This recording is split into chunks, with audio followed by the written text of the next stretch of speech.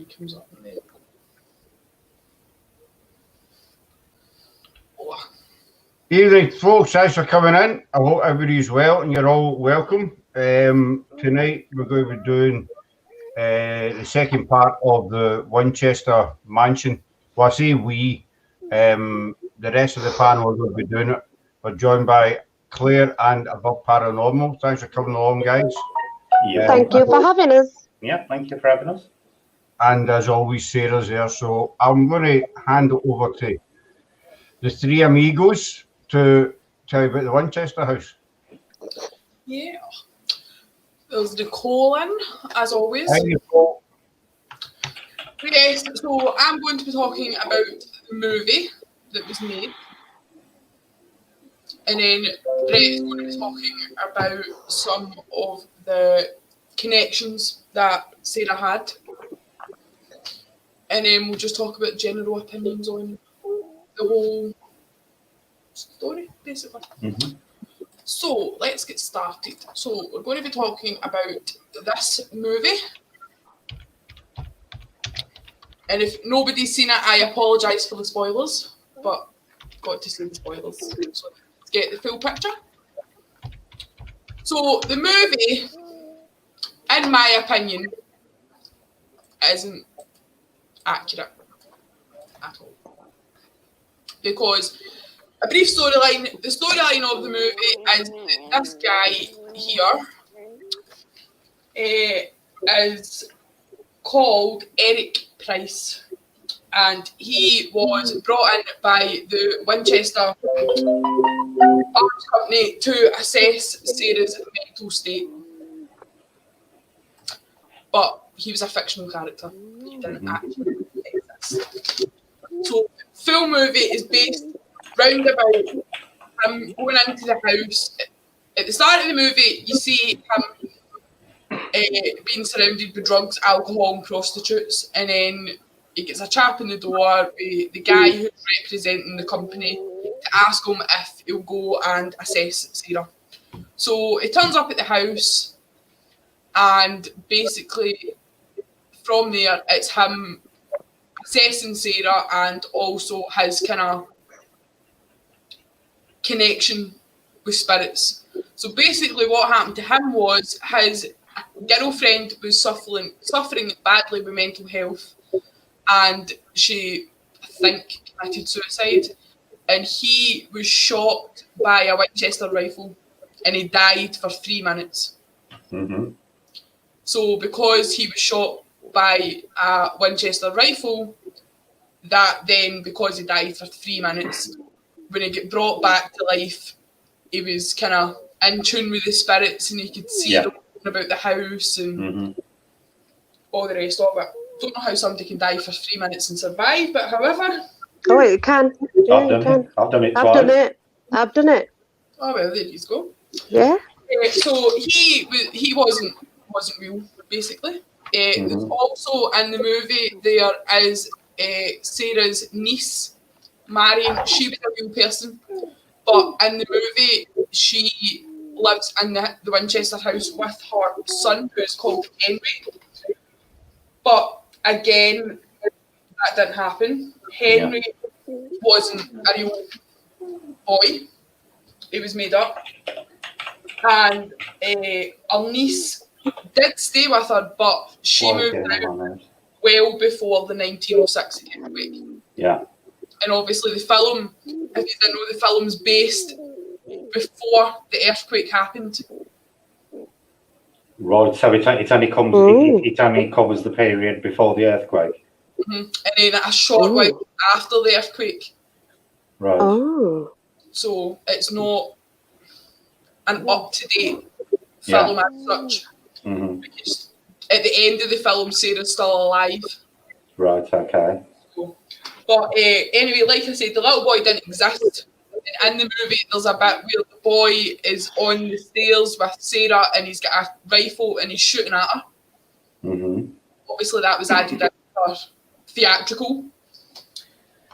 Our niece did, in fact, have a child, but it was a little girl that they had who they had adopted, but again, it was well after the timeline. Oh, she's back. She's there. Sorry. That's all right. In the movie, the house sits in a rural area. Right. Okay. But in actual fact, the house, as you all know, sits on a busy street. Yeah. Because there's the house there, and this map is this map is from 1960s.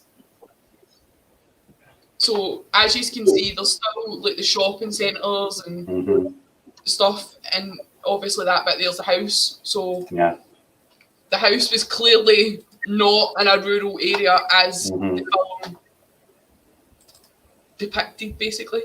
Yeah. I suppose they've done that for atmosphere, haven't they, to make it look like it was this big, secluded haunted place. Yeah. That will have been done for theatrics. Yeah. Yeah. Also, in the movie, the house looks totally different. This is a shot for the movie. This was obviously after the earthquake, which that actually looks more like the Addams Family house than. Yeah. The earthquake did happen, but in the movie, it is said that. Wait, I'll just check my notes to make sure the thing is right. In the movie, it said that the earthquake was caused by spirits who weren't happy. Right, okay. That it happened just before midnight, when in actual fact it was an earthquake that just happened. Yeah. And it actually happened at 5:12 a.m. in the morning, so it was nowhere near what the film had said. And obviously the film's house looks totally different from the actual house. Yeah. Wow, yeah. So, and even in that picture, you can see, like, obviously, round about the house, it's not secluded. Yeah. But whereas in the film, it's totally cut off and secluded and just...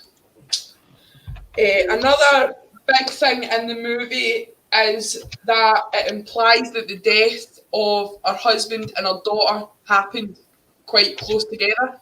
Where in actual fact, their daughter died in 1866. Was the daughter only a baby still, Sarah? She was only 6 months, I think. Died of childhood illness, and her husband. So her daughter Annie died in 1866, and her husband died of tuberculosis in 1881. But in the film, it portrays it that it happened like within a matter of weeks each other. But really, it didn't. Yeah. Another big thing in the movie was that it was based around, there was a guy who worked in the house, and he also worked for the Winchester Arms Company, and he went in basically and massacred all the people that were in the office at that time. That didn't actually happen. Yeah. He was just put in the film for the scare factor, because halfway through he's trapped. After the earthquake in the film, Sarah's trapped in the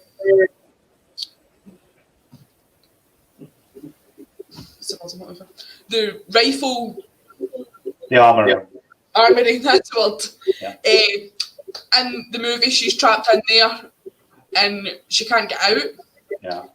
And the guy, the doctor guy, saves her because he sees this spirit that's meant to be haunting her that killed all these people, and he's trying to kill her, but actually that didn't actually happen.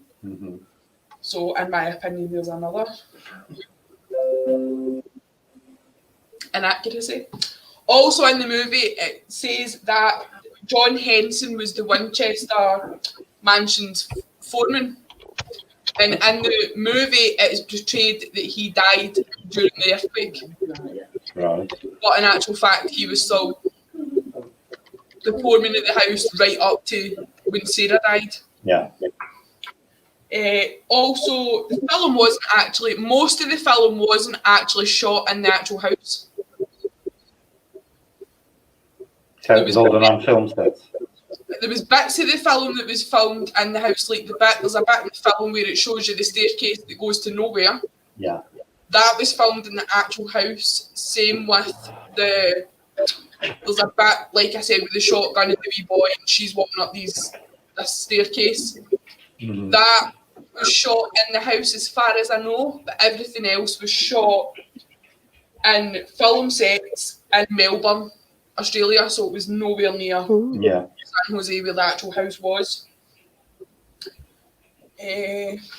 Also, in the film, there's a big bit in the film that's based around roller skates that the Winchester Arms Company had made. That's true. They did actually branch out eventually into household goods and roller skates. But in the film, it says that obviously it happened before the earthquake, whereas that says the roller skates there. But in actual fact, it was 20 years after the timeline in the movie that these skates get brought out. Yeah. So, and as for the scare factor of the film, it wasn't all that great, to be honest. Was it actually marketed as an horror film, Sarah, or was it marketed thriller, as like mystery? a drama? I don't know, actually. I think it was said to be a horror. Yeah.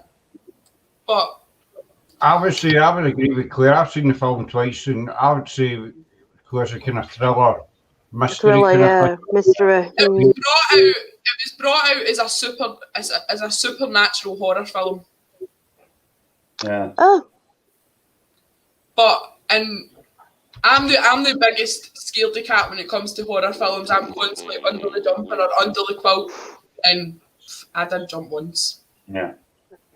So that just proves how bad not bad, but not scary it is if the biggest wimp in the world can sit and watch it.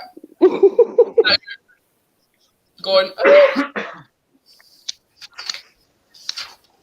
But no, I think for a story that's so interesting and there's a lot of conspiracies and stuff behind it, I think that they could have made a story, just filmed the actual story of it without having all the...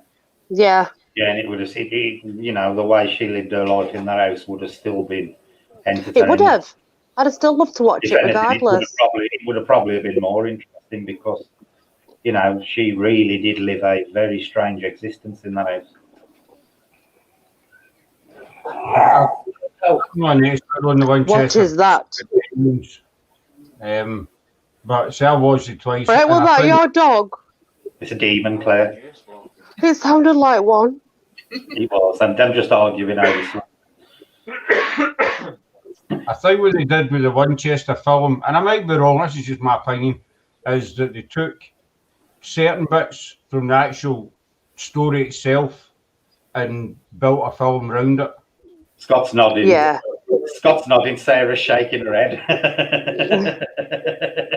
So what I mean is, like say Sarah Winchester, her husband's death, daughter's death, the whole Winchester Rifle Company, and the house was meant to be haunted. So they're taking all these wee bits and, built a film around it, which is mainly about hauntings. That's just my opinion, I'm only saying. Usually the experts.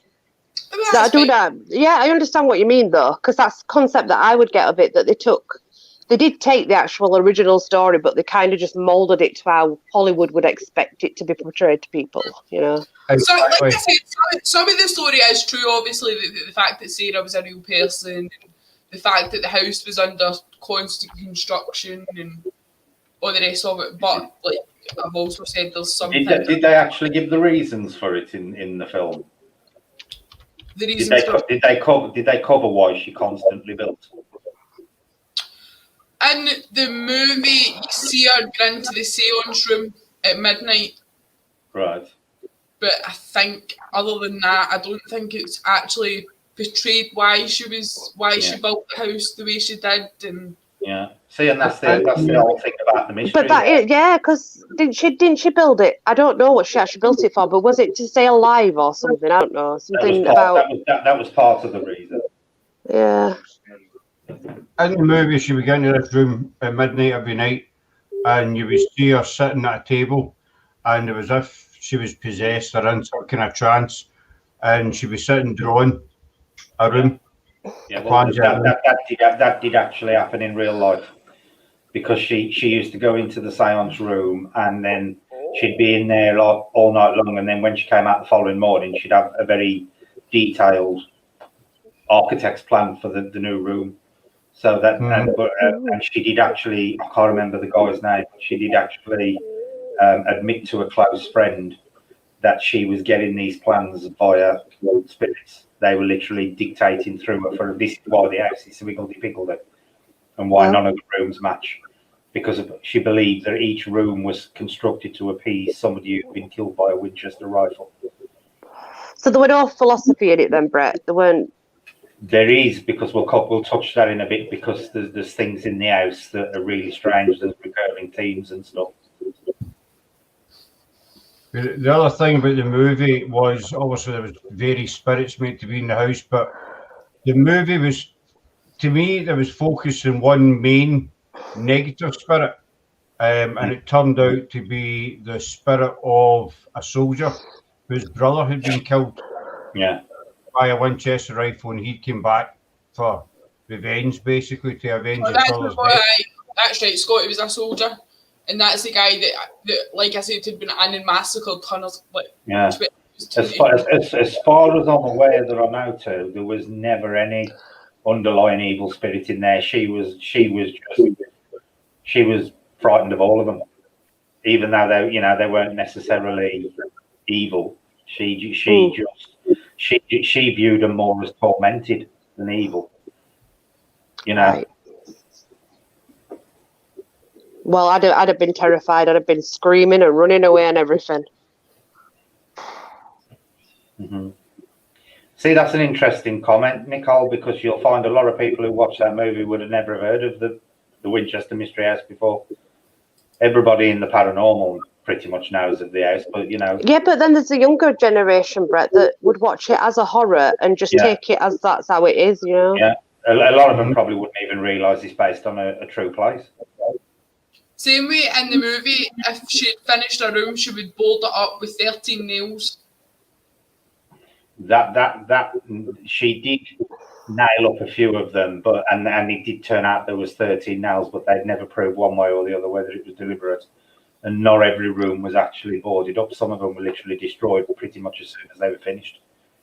See, in the movie, it's practically every room's boarded up, because there's one bit in the movie where the niece is looking for her son, and she's walking through this corridor with the roller skates flying across the floor, and it's just about the start of the earthquake, because all the nails all go flying off the door. And it's just... See that's done more for the theatrical effect.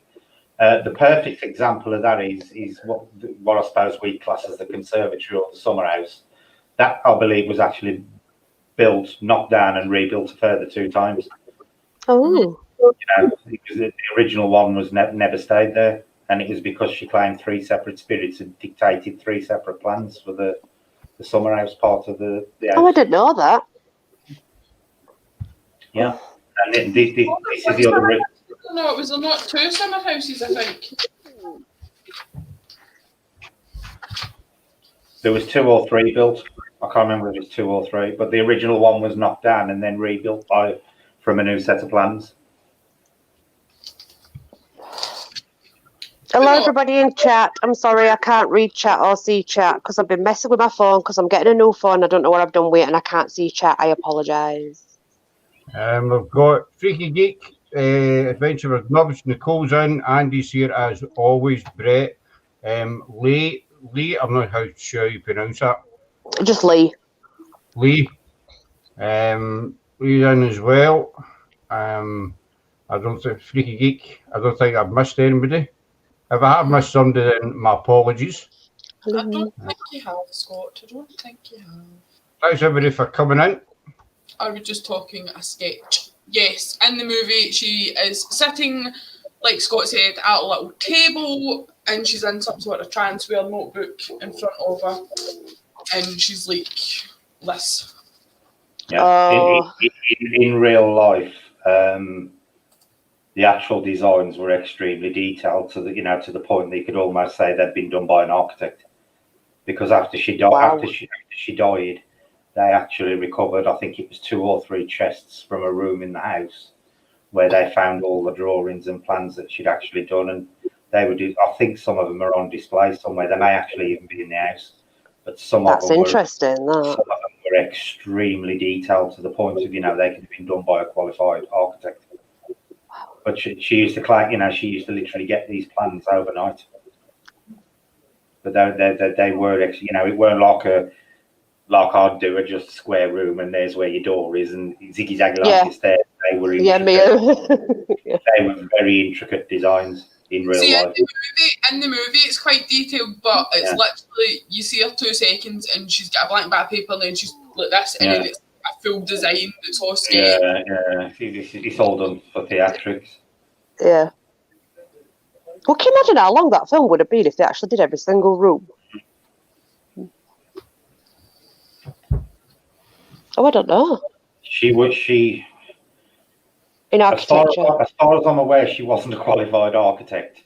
She was heavily involved in the Freemasons, so she would have had access to people who knew about building, because that's where the Masons sprouted from in the first place. But she was extremely high up in the Masons of the day, the Freemasons. So she could have gained the knowledge via them. She was a very smart woman. There's no doubt about it.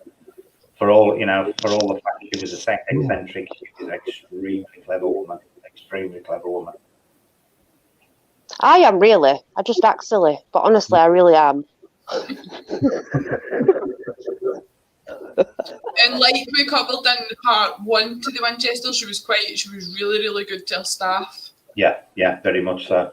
It was 3 times more than the wage back then she'd paid them, and she bought them houses and.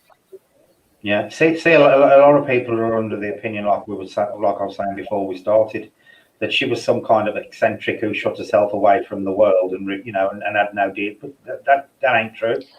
She had quite a decent circle of friends. Yeah, she was quite the socialite. Yeah, because of her money, she used to host some quite lavish parties and things like that. She was probably, like I said, probably one of the richest, if not the richest woman in America at the time. It does state that she was the richest at the time, yes, when she, when she finally got everything, yeah. But it was very clever how it was done, because when her husband died, she actually inherited a majority. It was set so she inherited a majority stake in the company, so that she would always have final say on everything. It was done so that the company couldn't ever be taken off her, because she was constant. She was the majority shareholder in the company. In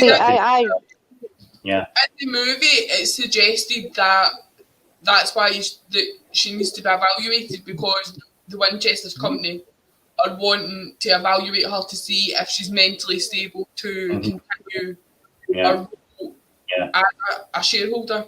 Yeah, she was major stakeholder in the company, and apparently that was written into the will on purpose to make sure that that it stayed within the family rather than being taken over by a board of directors. Yeah, they were a very, very astute family, the Winchesters. They knew what they were doing. See, when I read that Houdini had visited, I didn't know that. I read it when I was reading it, Brett, and I couldn't believe it. I was like, wow. Yeah, she used to rub shoulders with some really famous people at the time. Because she was, like you say, she was one of the socialites of her age. Houdini was very critical of a lot of sidekicks and mediums and things, but when he left that house, he didn't say one critical thing about it. Yeah. He was impressed. Did you say she had a lot of, friends, and she was a socialite? What do you think attracted everybody to her? Money. Monarch, it was, yeah, it was. She did have a very a close circle of friends who were, from what I've read and seen, they were actually genuine friends because they got their own wealth anyway. But I believe she was subject to a load of anger type thing. Just that still happens today. I mean, you know. Oh, no, it does, Claire. Hi, Bill. Thanks very much for coming in. I hope you're doing well.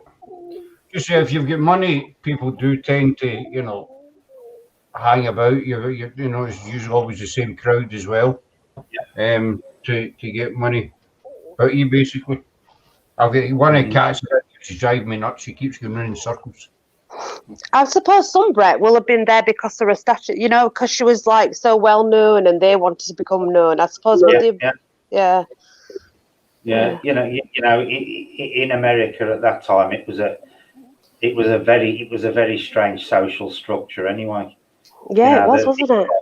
And you know, certain people, you'd never have certain people at your parties, and other people, you know, you'd got to have them there, otherwise, you know, it affected your social standing and stuff. Yeah. How long did it take her to do all them? There were 161 rooms, it said. It never stopped. I don't. It never stopped. No, it didn't, did it?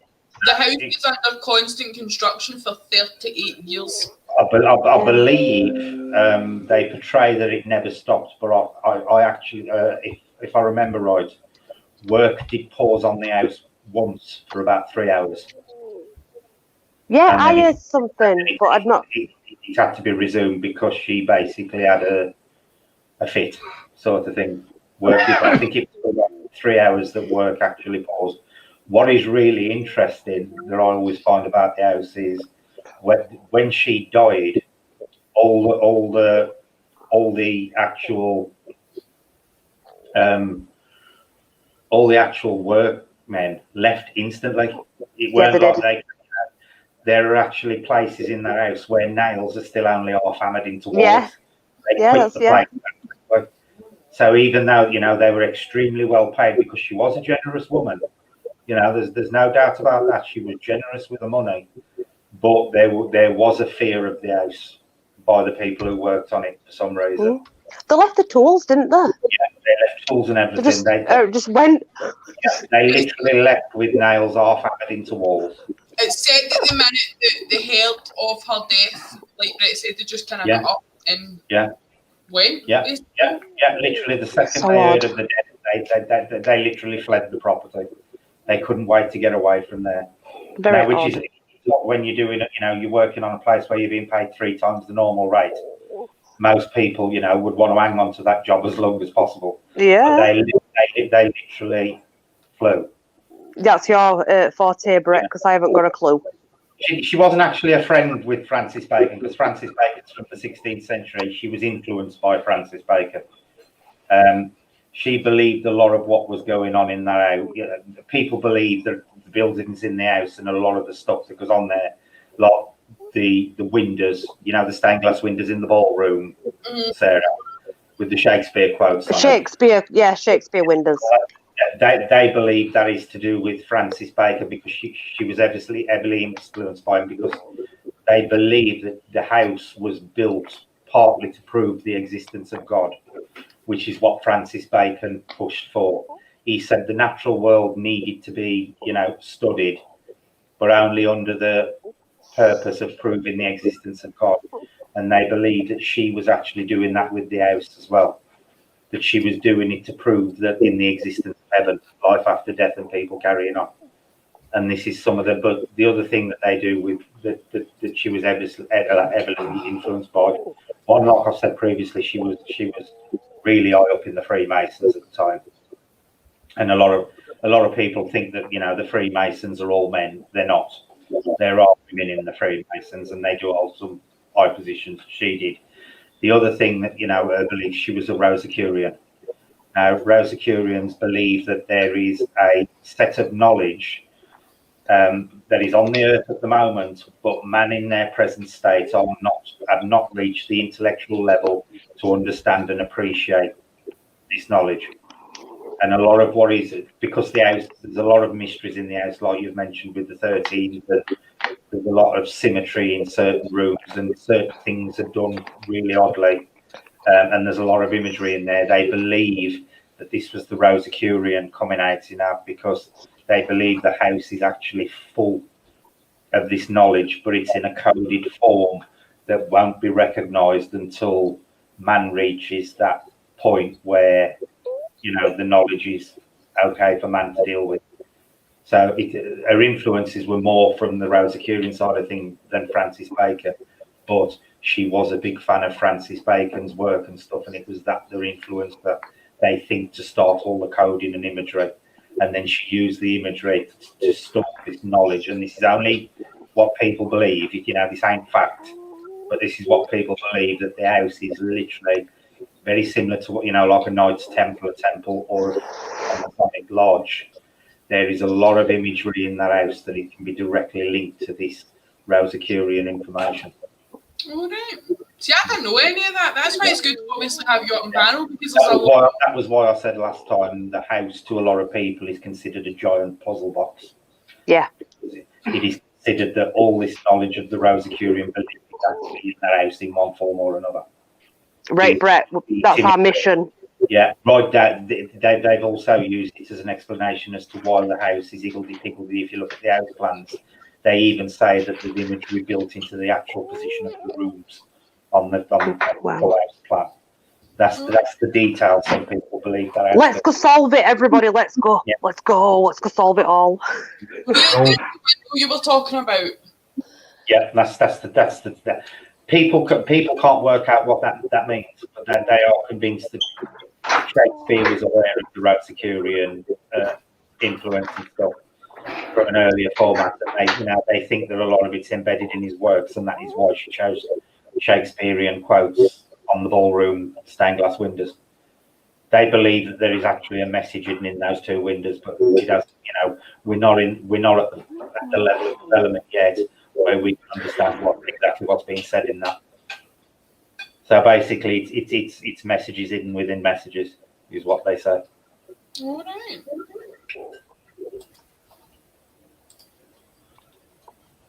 I'm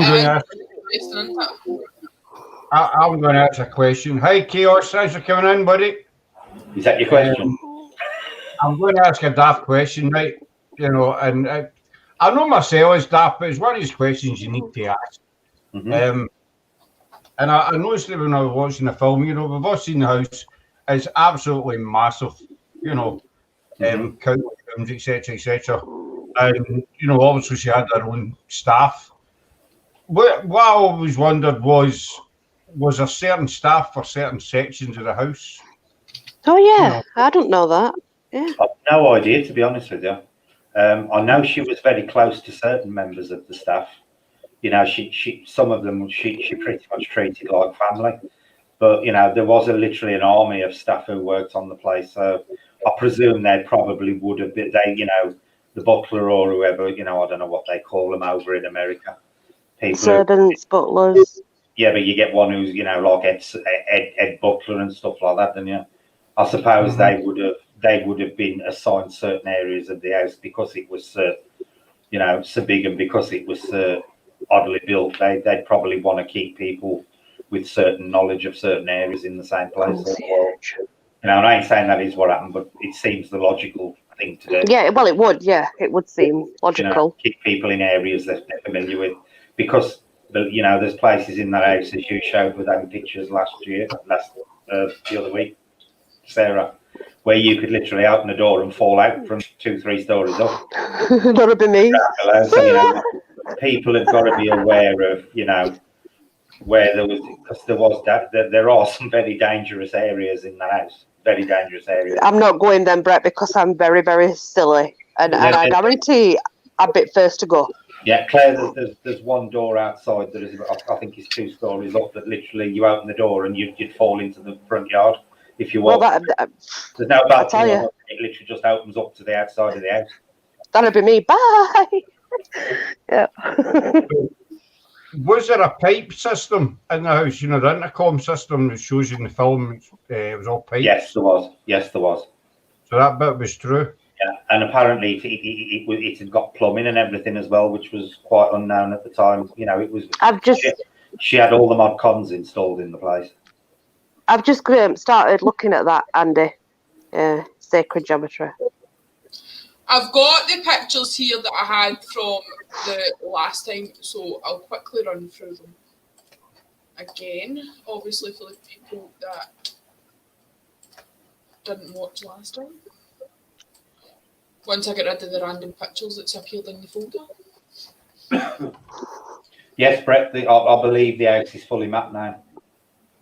I believe it is actually fully mapped. But what is really odd about the place is it does, although they refer to it as like first floor, second floor, third floor, the house itself hasn't got standard floors because there are some rooms in the house that actually sit between two floors. Oh yeah. So you know they're like on 2 floors sort of thing. Yeah.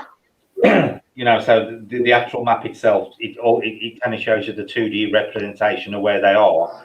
But some of those can be on like floor 1 and floor 2. Let's get building, Brett. They have been built in between floors.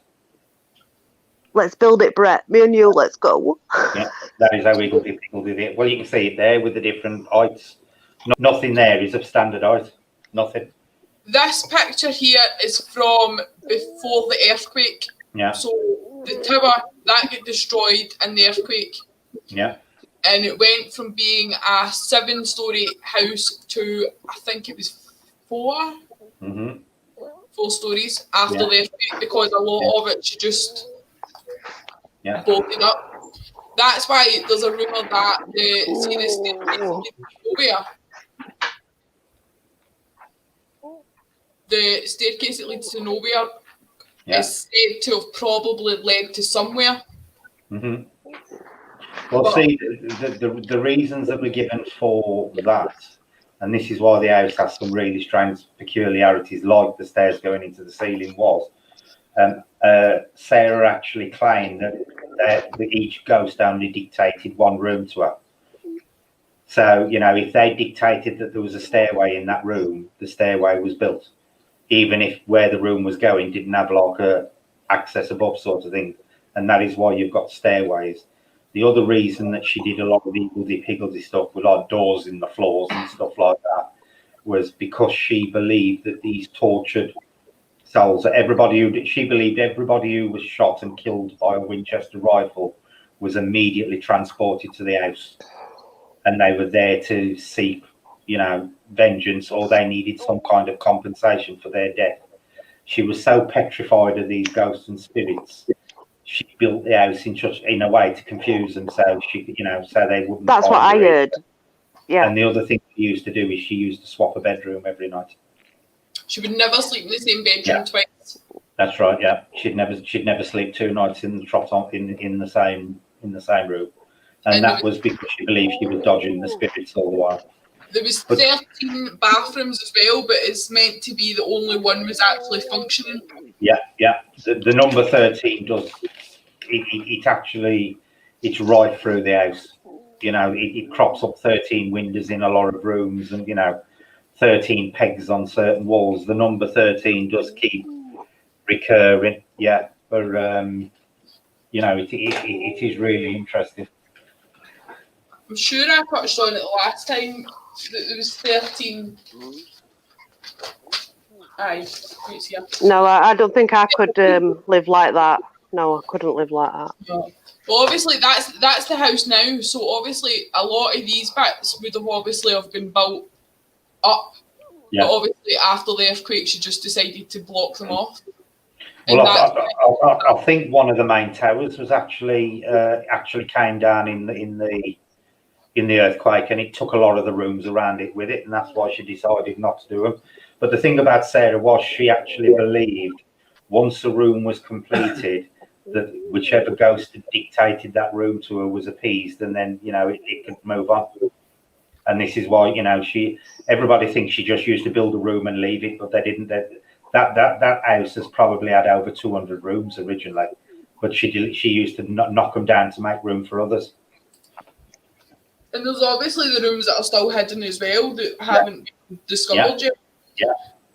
But going back to the 13 thing, there was meant to be 13 panes in some of the windows. There's meant to be 13 steps on some of the staircases, 13 panels on the ceilings. Yeah. Some of the chandeliers have got 13 lights. Yeah. There was 13 parts to her will and 13 signatures. Yeah. Wow.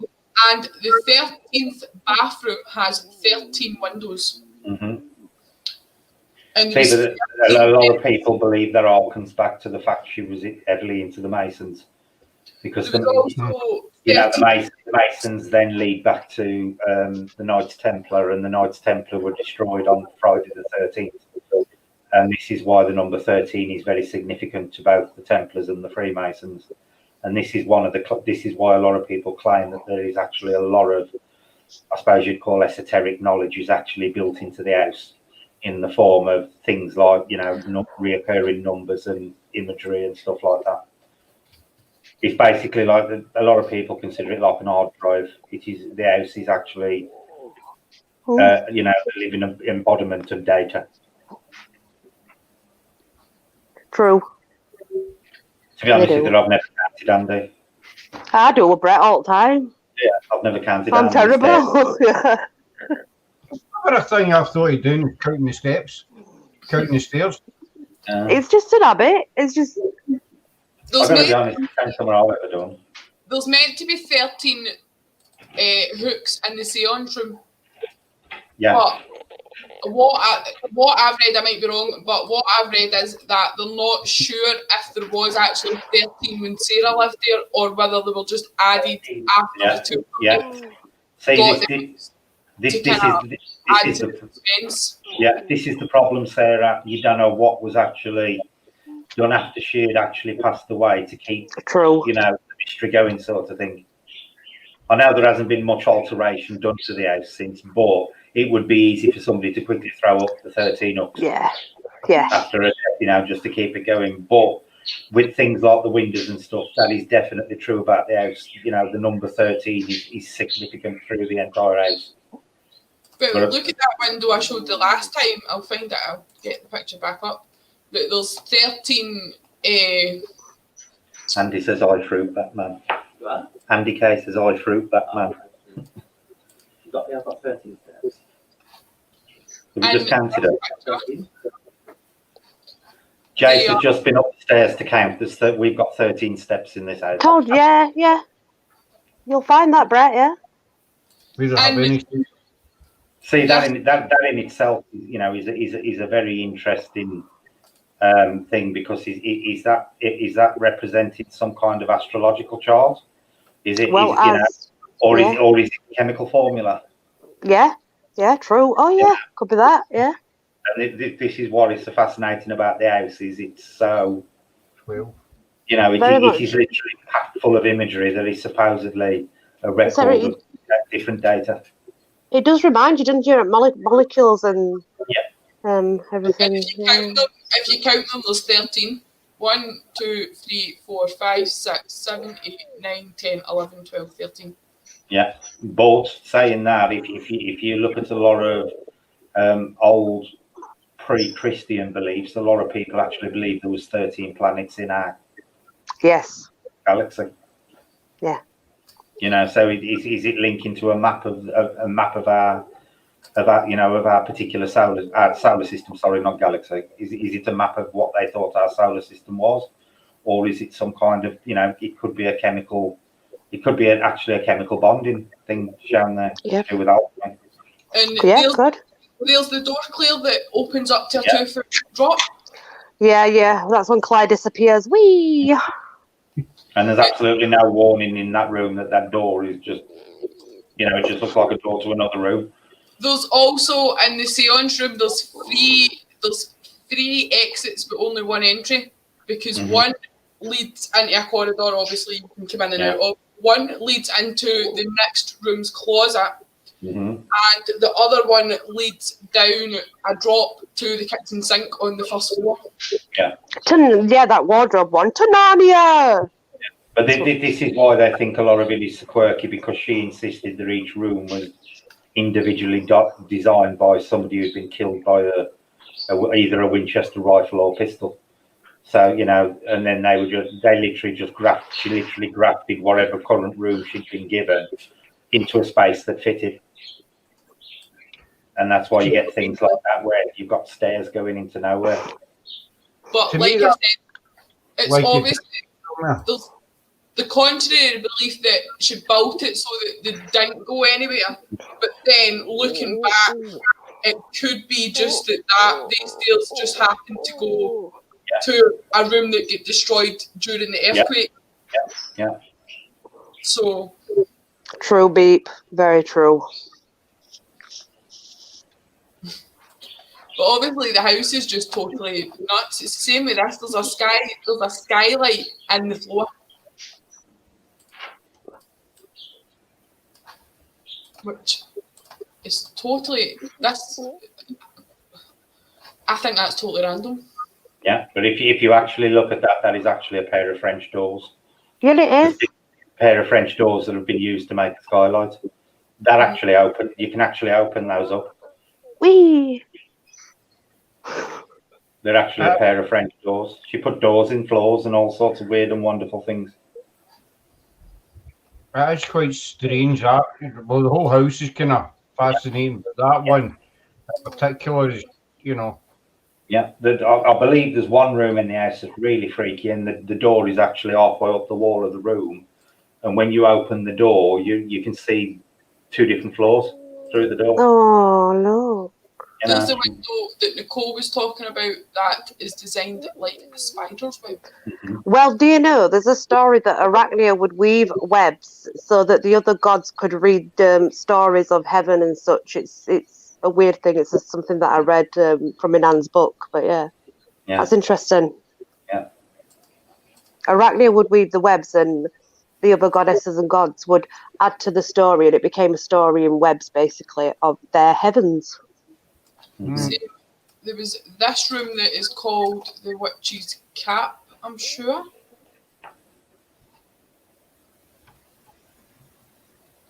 And when you stand in the middle of it, the way it's built, when you speak, it sounds like. What must I say? Right, you get like a reverb effect in there. Mm-hmm. And that apparently that requires extremely precise building to get that effect to work in a room. Yeah. And that's the sort of precision that has gone into some of those rooms. Amazing. I wonder if she thought they needed to open the doors to move them around. Oh. Now, apparently, she actually told her close friends was that some of the rooms were built with doors that led nowhere, deliberately to confuse the spirits, because she was absolutely convinced that if they ever caught up with her, it was going to be the end of her. And she actually confided that to a close friend. And well, she did have heart failure, didn't she? She had heart failure in her sleep. Yeah. Mm-hmm. And like I was saying about rooms that that could maybe not be discovered, this one wasn't discovered until recently. Yeah. Wow. This is one of the attics. It's this wee dog that gets me though. It's pure creepy looking. Look. Yeah. I don't do dolls. I find them. I don't do dolls. And a black cat and this strange looking thing. What is that meant to be? Yeah, it kind of looks like a freaking monk thing, but I don't know.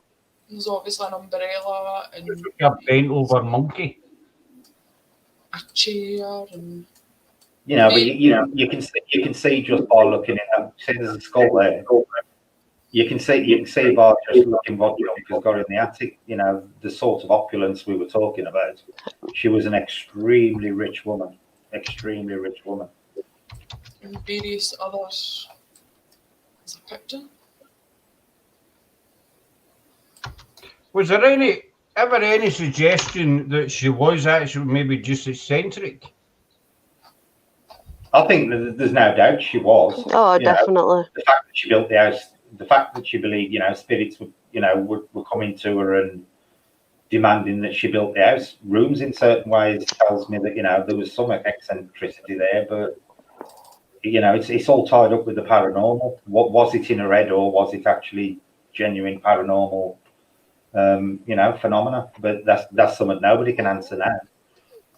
She was well beyond her time anyway, because even looking at this was one of the grand ballrooms, but even that is absolutely stunning. Yeah, she was a very forward-thinking woman. And even in her time, she was considered a pioneer. Beautiful. That is beautiful, isn't it? Especially the seal. I like the seal. It's beautiful. Keep expecting the Phantom of the Opera to pop up and play that organ. The ceiling's got a kind of Tudor look about it, I think. Yeah. But see, you'd walk into that room and you'd think it was just a room in a stately home. And then you walk out to there, and one of the entrances out there, you could walk into a room with the door halfway up the walls. That is how that house actually works. That sounds like an house that Claire would love. Well, apparently, a lot of people who go in there actually, some people can't cope with it. They get vertigo and disorientated. Yeah. All sorts of weird and wonderful effects they get in the house. They get off balance, don't they? Some people can't actually be in the house. I thought it was a Misty Cat said sort of Misty Cat or somebody said earlier on, or Max must maybe the one of their friends went there and it affected them. That was the stairs I was talking about earlier. That's called the switchback staircase. That's where in the movie Sarah is hiding here, and our nephew in the movie is there with a rifle and he shoots and it goes and just misses her. What is really weird about the house, the one and only room that was never ever touched or altered once it was built, was the armoury. Oh. In the armoury, there was, as soon as Winchester brought out a new gun, there was immediately a copy of it placed in the armoury in the Winchester house, and she never ever altered the armoury. It was always kept in the same location. Really? And there, look at that. So there's rifles and the entire house was built because of those guns. Sarah, did you say that in the film the staircase scene is filmed in the actual staircase? Yes. No, see, I'm wondering about that because see, if in the film when the guy's shooting the rifle, that can put holes in the walls. So I was wondering, is that the actual staircase? Because I very much doubt that they would let them damage the walls, but you can see quite clearly in the film there's where the bullets hit, basically. That's actually a good point. It might not be. It might be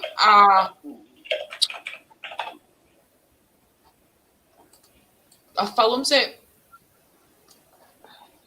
Copy. I remember you saying before that was filmed in the actual house, and then when we watched the film again, there's another picture of it, and as you can see, the stairs are normal stairs.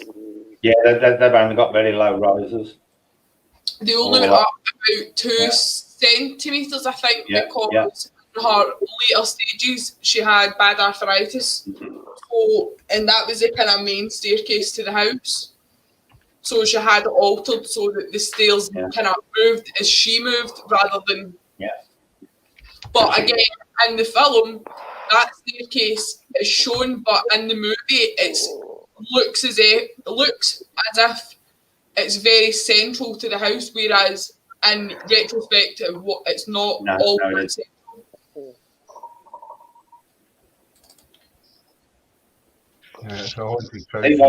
What a lot of people don't realise about that house as well was it was actually the first seance she attended where she was instructed, or it was said she was actually instructed from the spirit world to up sticks and build that house.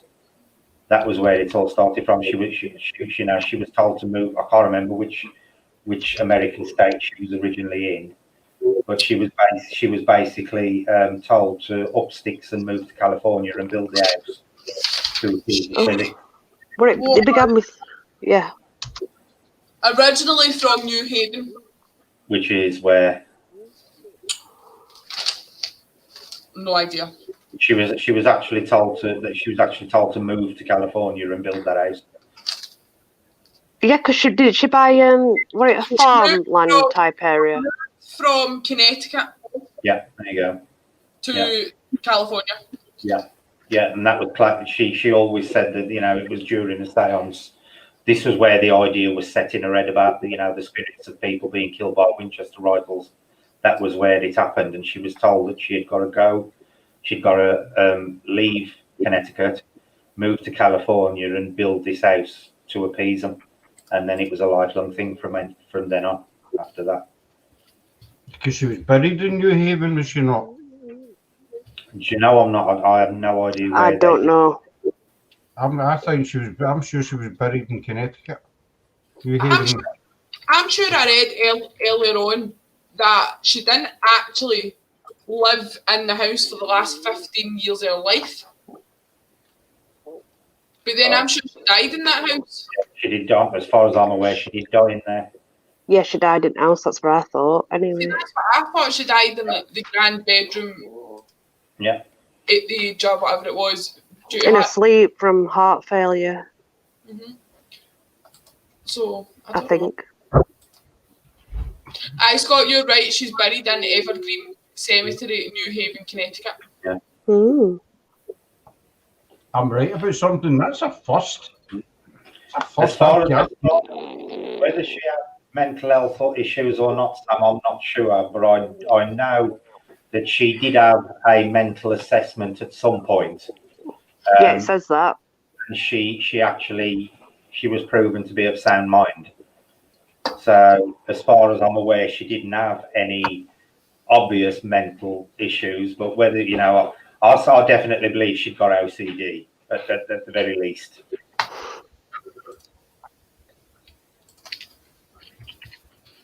I think the Masonic influence was literally there the entire time, Brett. I don't think they actually said build your house this way and blah blah. I think she actually incorporated the symbology into the house anyway. Yeah. Because she was very, very deep into the Masons, very much so. So after her death, who took charge of the house? Who took charge of things? Well, like I said the last time, Scott, all of her possessions went to her niece Marion. It was a niece, wasn't it, who got everything? She inherited everything in the will except from the house. It was then the house then, because it was deemed, they got an assessor in it and the house was deemed worthless. Worthless? Because... Didn't she actually leave the house to the state of California? I don't know. See, I read the last one I done on it. As far as I know, the house wasn't in the will at all. So the house was everything in the house. All her belongings were left to her niece Marion, apart from the house. The house was then sold at auction to a local investor for $135,000, and then just 5 months after the house was sold, it was open for tours. Yeah. Ooh. Yeah, freaky, you're right in that one. Could you imagine trying to build something like that nowadays with planning permission? It would be a bureaucratic nightmare to build something like that nowadays.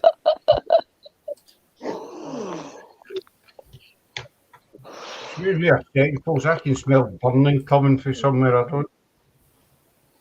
Be back in a moment.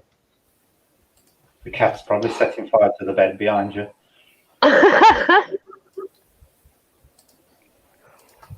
But as Scott was saying, that the house was totally beyond its time.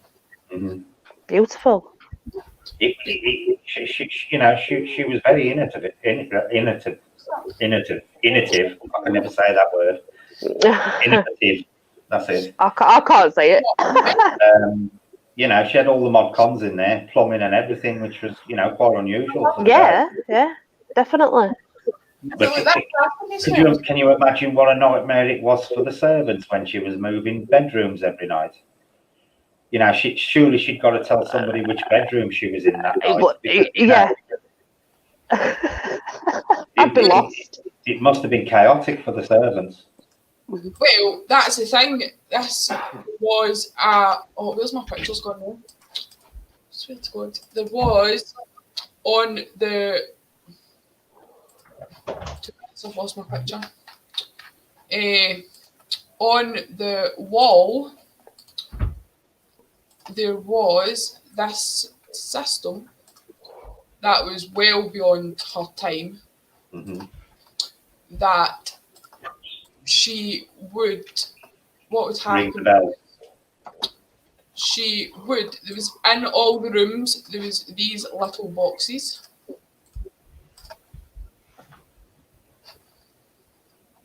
And she would click a button, and what would happen was a card. The bell would ring, and a card would fall down with a number, and every number was associated with a different room in the house. Wow. There was, I don't have a picture of it, I don't think. There was also little holes in all the walls that bounced the sound of your voice down to one of the basements, and then it bounced it up through another pipe. Wow. See that was an earlier method they used in a lot of big houses, but obviously she took it one further with like the very fancy intercom system as such. Well, it's a telephone. But it was the same with all the indoor plumbing and stuff. It was pretty much unheard of in the time. She was she really did embrace technology of the age. Same with her when later in life, when her arthritis really kicked in, and she couldn't go outside as much. She loved gardening. So what she done was she built this little room, which I think is absolutely amazing. This was one of the conservatories that we were talking about earlier. Oh, wow. And against, obviously you can't see the wall, but there's obviously a wall here that had an indoor water tap and a hose. And these boards on the floor would lift up, and underneath them was a concrete floor that had a draining system built in, so that Sarah could water her plants without even having to leave the house. Yeah. Wow.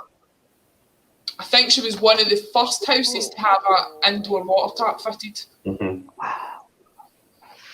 That's amazing. And obviously all this is like storage. There you go. That's how much money she'd got at the time. She was £500,000. She was an extremely rich woman. She was the Bill Gates of her day. It is a lovely room. I absolutely love that room. I think to date that's one of my most favourite rooms, and obviously there's all the skylights and stuff, so that it's all artificial. And then there's obviously all the water plumbing pipes coming in, and it's unreal. Really, it's just wow. Yeah. She was also the first person to have a keyhole. Not a keyhole. Aye, it is a keyhole. A keyhole shower.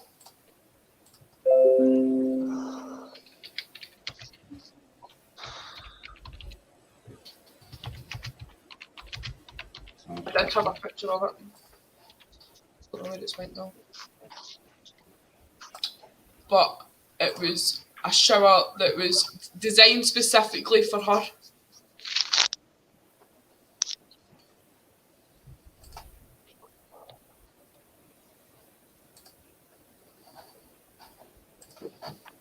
Because obviously she was a very small woman. She was only 4'10", I think. Yeah, she was tiny. See, but a lot of people do think, that they've got the wrong opinion about Sarah, because she was a very generous woman, and apparently, she was very good to the servants and stuff. Yeah, there's a tiny little shower. So she would go in here, and there would be there's wee holes all along here and all along here, and the water would come out, but it was designed so that it would wash her, but not her hair. Yeah. Because back in the days, obviously, hair was it was up the way. Yeah. So she designed that shower so that she could go and obviously get washed without having to worry about stepping in and out of a bath with her arthritis. But it was also designed so that the water would go onto her body rather than coming down the way like showers these days. Mm-hmm. So she was quite a.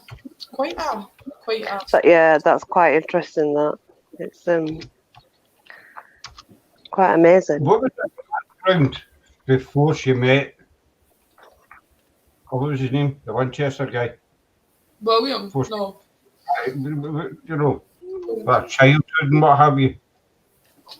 I think as far as I know, as far as I've read, she was fairly educated and Yeah, I think she came from like not like an upper class family, but I think she was like a very, middle upper class.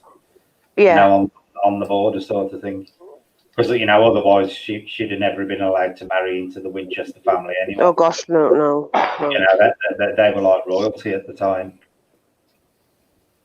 So it was much like over here in the UK back then, and it was very much so. Although they haven't got like a royal family, over in America they love to imitate anything from Britain, and they had their own version of their own class system where you've got like the rich upper class, and then you'd have like a middle class, the business types, and then you'd have the working class, and obviously then they've got the tier underneath of the slave class. Yeah. It's the same. I know it's a different time frame, but Henry VIII with Catherine Howard, she was the only one of his wives that never came from a well-to-do family, rich background, but she ended up marrying the king. Yeah. Mags says,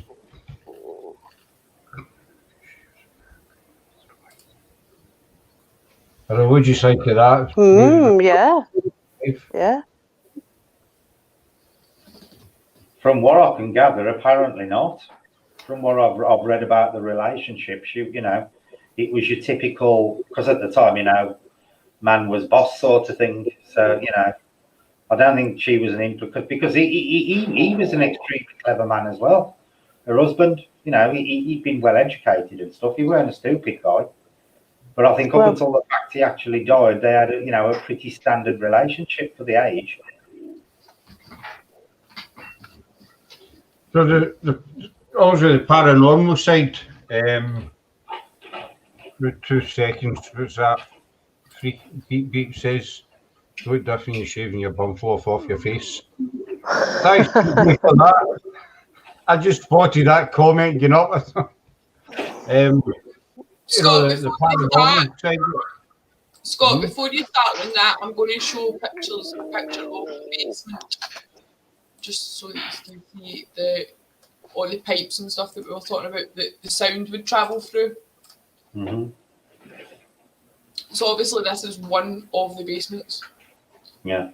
But as you can see, all the pipes and various different. Look how intricate those wooden supports are, they're just amazing.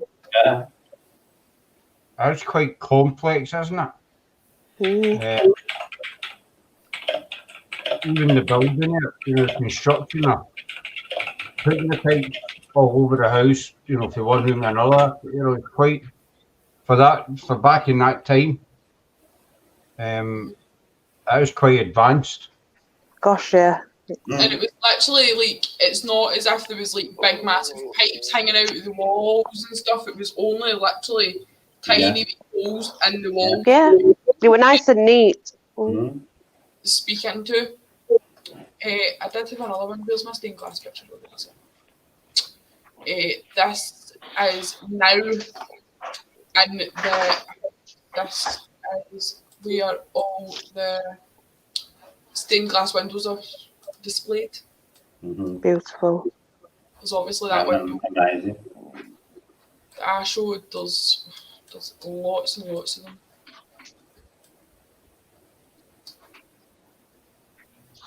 I believe now the place is protected, isn't it? Yeah. But even on that door alone, there's... Yeah. So you've got, as you can see on that middle door, you've got a lot of symbol imagery and stuff, a pyramid imagery going on there and stuff. And that's where the Masonic influence is coming. All of those things hanging off the ceiling look like Claire's torture dungeon. Something you want to tell us, Claire? No, it's a secret. It's worrying that Andy knows what your torture dungeon looks like, Claire. Ain't it just? That's a good point, Brett. You know, how he actually knows. When you think the kind of guy Andy is and stuff he's into, like waders and wetsuits and stuff. You know what I mean? Yeah. There's said to be a room that's still to be discovered that's got a Tiffany stained glass window in it that's meant to be worth so many thousands. Wouldn't surprise me. Like I say, because the house isn't on fixed levels, you know, it's got floors between floors. Even with the mapping, there could be rooms there that they don't know about. Yep. There's a story from when Sarah was alive where she told of a storage room filled with over £300,000 worth of undisplayed riches. Is there not meant to be gold buried in the house somewhere as well? Wouldn't surprise me. There's all sorts of rumours surrounding that house of things are hidden in there. But you know, the biggest one is the house itself, and you know, and the fixtures and fittings are basically. Yeah, she did. Yeah, she did. True. Very true. It's hard to believe. See, when you look at the house, and you look at all the windows and doors and stuff, it's hard to believe that the house was actually valued at, you know, nothing after after her death. Yeah. The only value is nothing though, Scott, because of how intricate and weird and complex that the actual house was. Because to be honest with you, the house literally was unique. I know. It'd be highly doubtful that somebody would want to live in that house as their main residence, sort of thing, unless, you know, they were really quirky like Sarah herself was. I could do it. I'd give it a go. Yeah, I'd live in there. But, you know, quite I'd give it a go. You got to remember what, you know, at the time when she died, it was still very conservative. Yeah. That was why it was valued at nothing. I'd kill myself living in that house because I'd be out of that door, and just like, wee, I'm gone. You need to nail that up with 13 nails if you were in it, Claire. Make sure you didn't walk at it. You need to seal it up. So the paranormal stuff there, I mean, obviously, you know, in recent years, there's been numerous investigations. Maybe, has anything ever been turned up in it? Or never came out of the investigations? Yeah, I've seen investigations done in there where they've had the usual spirit box responses and you know, the strange knockings and stuff, but I ain't actually aware of any specific, you know, recurring spirit going on in there. There's one that I know of, and it's this. I've got a picture of it once it loads. There's meant to be that this was one. Obviously, this picture isn't like obviously a ghost, right? You can tell it's fake. It's just to kind of show you the what it would have looked like. But it's said that this spirit. That looks like a convincing ghost to me, Sarah. Oh yes, that's the best picture I've ever seen. Is meant to be seen in that room. Aye, that's a grand ballroom because obviously there's the fancy windows again. Yeah. This is obviously just a more lighter picture of the room. Mm-hmm. But that wee guy there is meant to have been a worker who had died, and he comes back all the time and he's seen pushing a wheelbarrow that's got coal in it, and he's seen emptying out various fireplaces. All right. Has anybody else just got an alert from news or anything, or is it just me? No, I ain't had anything pop up. Oh, fair enough. But other than that, I don't know if that. See, obviously, like everybody says that the house is haunted, right? Yeah. But do you think that it's as haunted as it's made out, or do you think that a lot of the stories came from the tour company to make it seem that it's more haunted than what it actually is? Yeah, to be honest with you, I think the only reason it got its main haunted reputation was because Sarah built it for a paranormal reason. Not that it's not haunted. I mean, it's just not. It's not like everywhere you go. Once you get two companies involved in something, they blow things totally out of proportion. So the film. It does. Is there any records of any of the workers ever been killed on the site? Some of it I haven't looked into, but I presume there probably would be. I mean, they were there. What, it's actually somewhere I've never looked into, Scott, to be honest with you. But there's probably a good chance that there was accidents on. Considering how long the building went on for. Yeah. The law of average would probably say there was at least one. I'd have thought. Well, that wheelbarrow guy is called Clyde. Clyde. That's his name. Right turn, Clyde. Go and be this. I like this film. I like the films. On the Winchester Mystery House website, it says a number of employees and few visitors claim to have crossed paths with Clyde, a moustached man sometimes seen pushing a wheelbarrow in the basement or trying to repair the fireplace in the ballroom. He's described to have management roughly like this. We really like that to blah blah blah blah blah. It's all rubbish, to be honest. But no. You say it was all rubbish? Aye, the rest of that bit I was reading. Mm-hmm. But no, I don't know. There's obviously the stories about. Obviously, there's the story of the guy that was up the ladder and they get pushed in the back and he turned around to see what person wanted and there was nobody there, so he back. See, it makes me think there was things going on because the speed that the actual work crews disappeared when she died. Mm-hmm. So I think there was probably stuff witnessed by the workers, but I don't think it was to the extent that the tour company would push it. Yeah.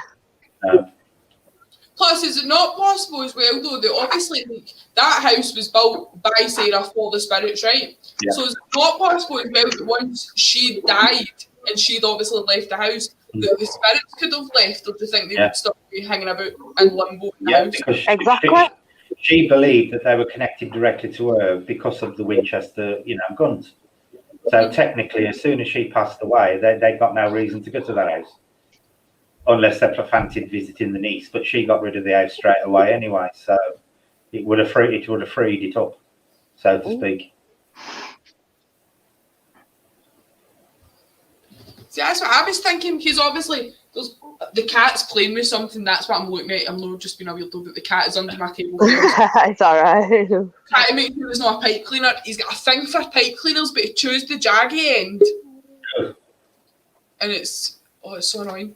But no, like I was saying, I think obviously the house, there is a paranormal side to it, but I kind of believe a lot of them could have moved on when Sarah had moved on herself.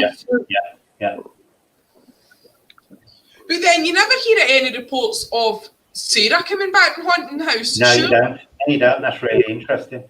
Surely she would come back and haunt the house, considering it was her house. I've only really seen that happen on sort of the more modern channels, a ghost hunting, where they claim that that's happened. Mm-hmm. Yeah, I'm not going to say who, but well, there's shadows. It was a bloody pipe cleaner. No. I think you can only stay in the house by special permission now. I think you can do. They do tours in the house, obviously, daily, and then at Halloween they do a specific Halloween tour. Yeah. And I think there's another couple of special tours that you can do, but I don't think we're gonna. As far as I'm aware, to actually to Scott, actually stay overnight. It's special invitation only. Yeah. Shadows is saying that Sarah still she doesn't like people in the master bedroom. See, I'd heard that, but is it actually Sarah herself that tells them to kind of? Because it was, I think there's a report where there was a tour in, and they were all listening to a story or something, and they heard like noises and the usual noise that you hear for a ghost, to kind of that sort of stuff. But is it actually been not proven, obviously, because it'd be hard to prove, but has it been looked into that it's actually Sarah herself? Right. It could have been Sarah, but I've never actually heard of anybody specifically stating that they've seen Sarah in there. But it's something you'd have to go and experience yourself to get proof. You really have to dig into that anyway to find out if anybody specifically claimed that Sarah herself has appeared. I would say, just my opinion, I would say it's very possible considering the attachment that she had to the house. Possibly, everything. I would say. The thing is, Scott, I don't actually think she did have an attachment to the house. I think she actually saw it more as a duty than it was a responsibility to appease these spirits. If you think about it, it was probably a more of an unpleasant place for her than a pleasant place for her. Well, yeah, because if she used to change bedroom every night, then clearly she weren't settled. She weren't, So would she want to come back, and visit that place, because it literally was a 30-odd-year-old duty for her. Well, yeah, that's true. That's very true. We'll tell any story. That's what I was saying earlier as well about the seance room. It's not actually. There's no proof that there was actually 13 hooks on the wall. Yeah. They're not sure if it's actually been the tour company that's added them in. Yeah. When the tour started, because obviously it was a seance room, it was her seance room, blah, blah, blah. So there's obviously that big thing that, oh, wait a minute, was there actually 13 hooks? Because if you look at hooks... Yes, please. If you look at the hooks on the wall, there's not like a specific pattern to them. No. But you would think if she'd done it herself or designed it that way, there would be. Yeah. Because that's what I was thinking. But obviously, if you look, there's like obviously they 6 there. And if you look at that end one, that looks like it's just been just tacked onto the end sort of thing to make the numbers up. The one down here at the bottom where you've got like the Y shape. Who's that? Who's that to hang coat up? Because that's for a very short person, isn't it? Well, see, that's what I was thinking. So obviously, she was 4'10". So she'd be able, because obviously that's a draw. So that's obviously. So she would only theoretically be able to reach they ones and that one there. Ooh. Theoretically. So why would someone at 4'10" put hooks on and exactly you can't reach if she can reach it? Yeah, that's a fair point. Maybe they ones she could step up there and step up onto there and get them. Then she'd bad arthritis, so she wouldn't be able to do that. Ooh. But the place is interesting. It's a very interesting place. And, I don't think the mysteries of it will ever be solved. I really don't. No. Because you really would have to understand Sarah's mind to understand that house. Toby! You really... Scott, please come get him. He's climbing up the curtains now. Can't be in your life. As far as I'm aware, there is nothing Wiccan related in the house. No. It is more. It is literally more Masonic and Templar type imagery. I have never seen anything in the house, showing this from the house that is actually of a Wiccan nature. I've not, Brett. Put the Y shape over the other one.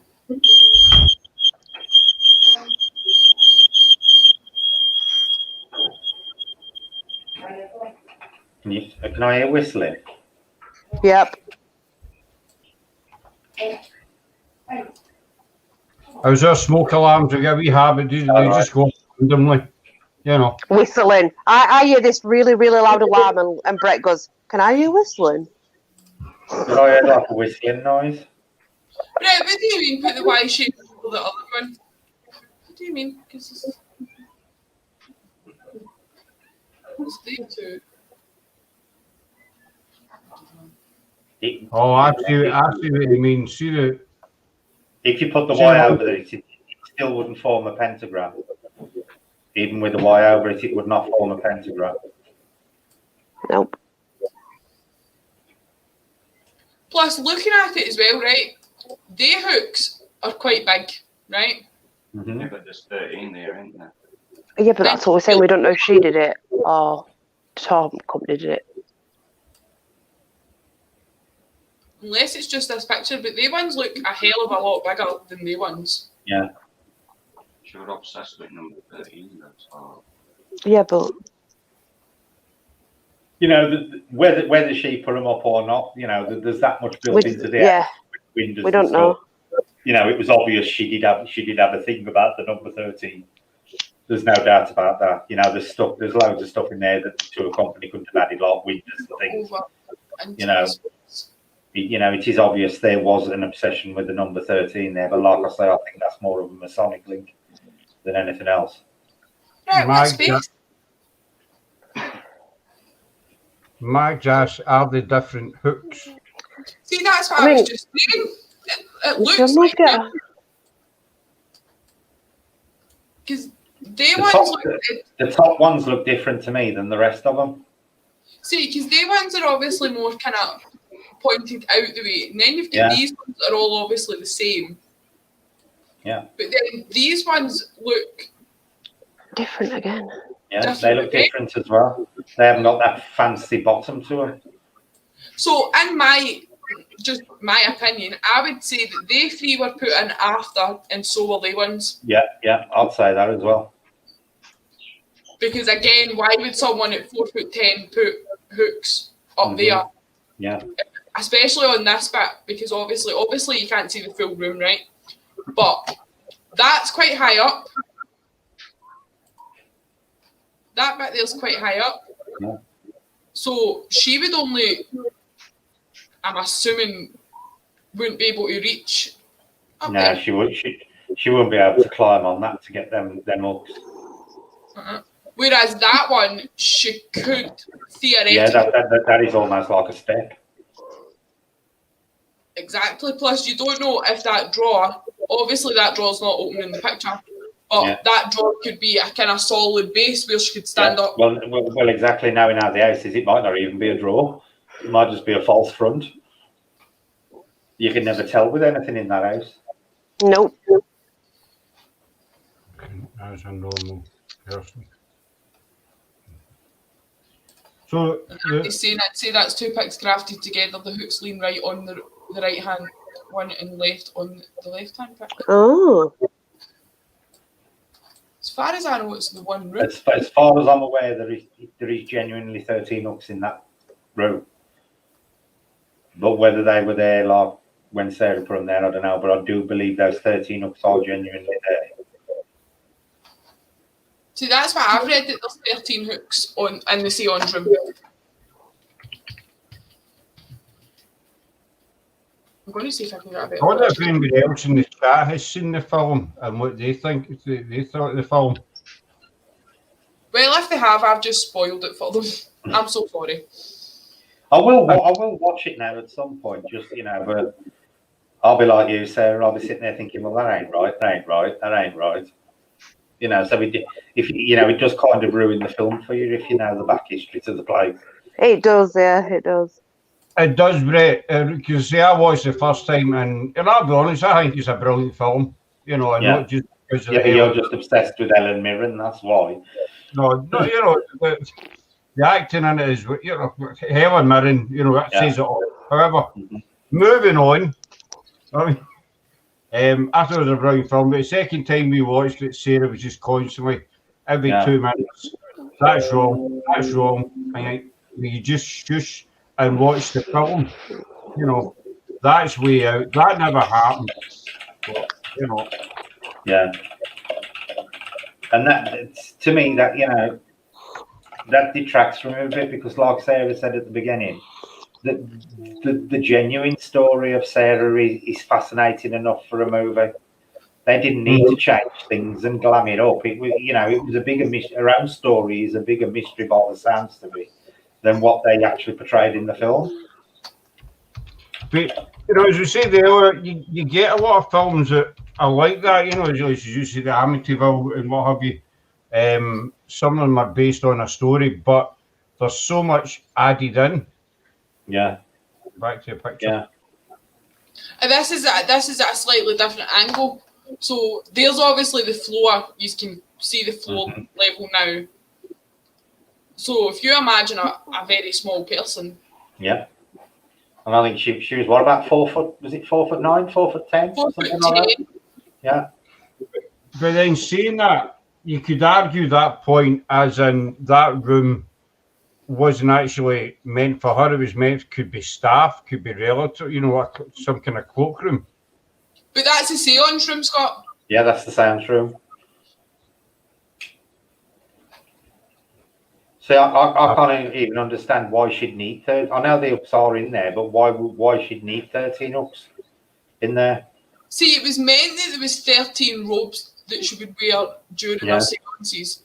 But, again, I don't think there's any actual evidence that there was 13 robes. See, if you look at the ones on the right that make the Y, that one in the middle is a totally pointless hook anyway.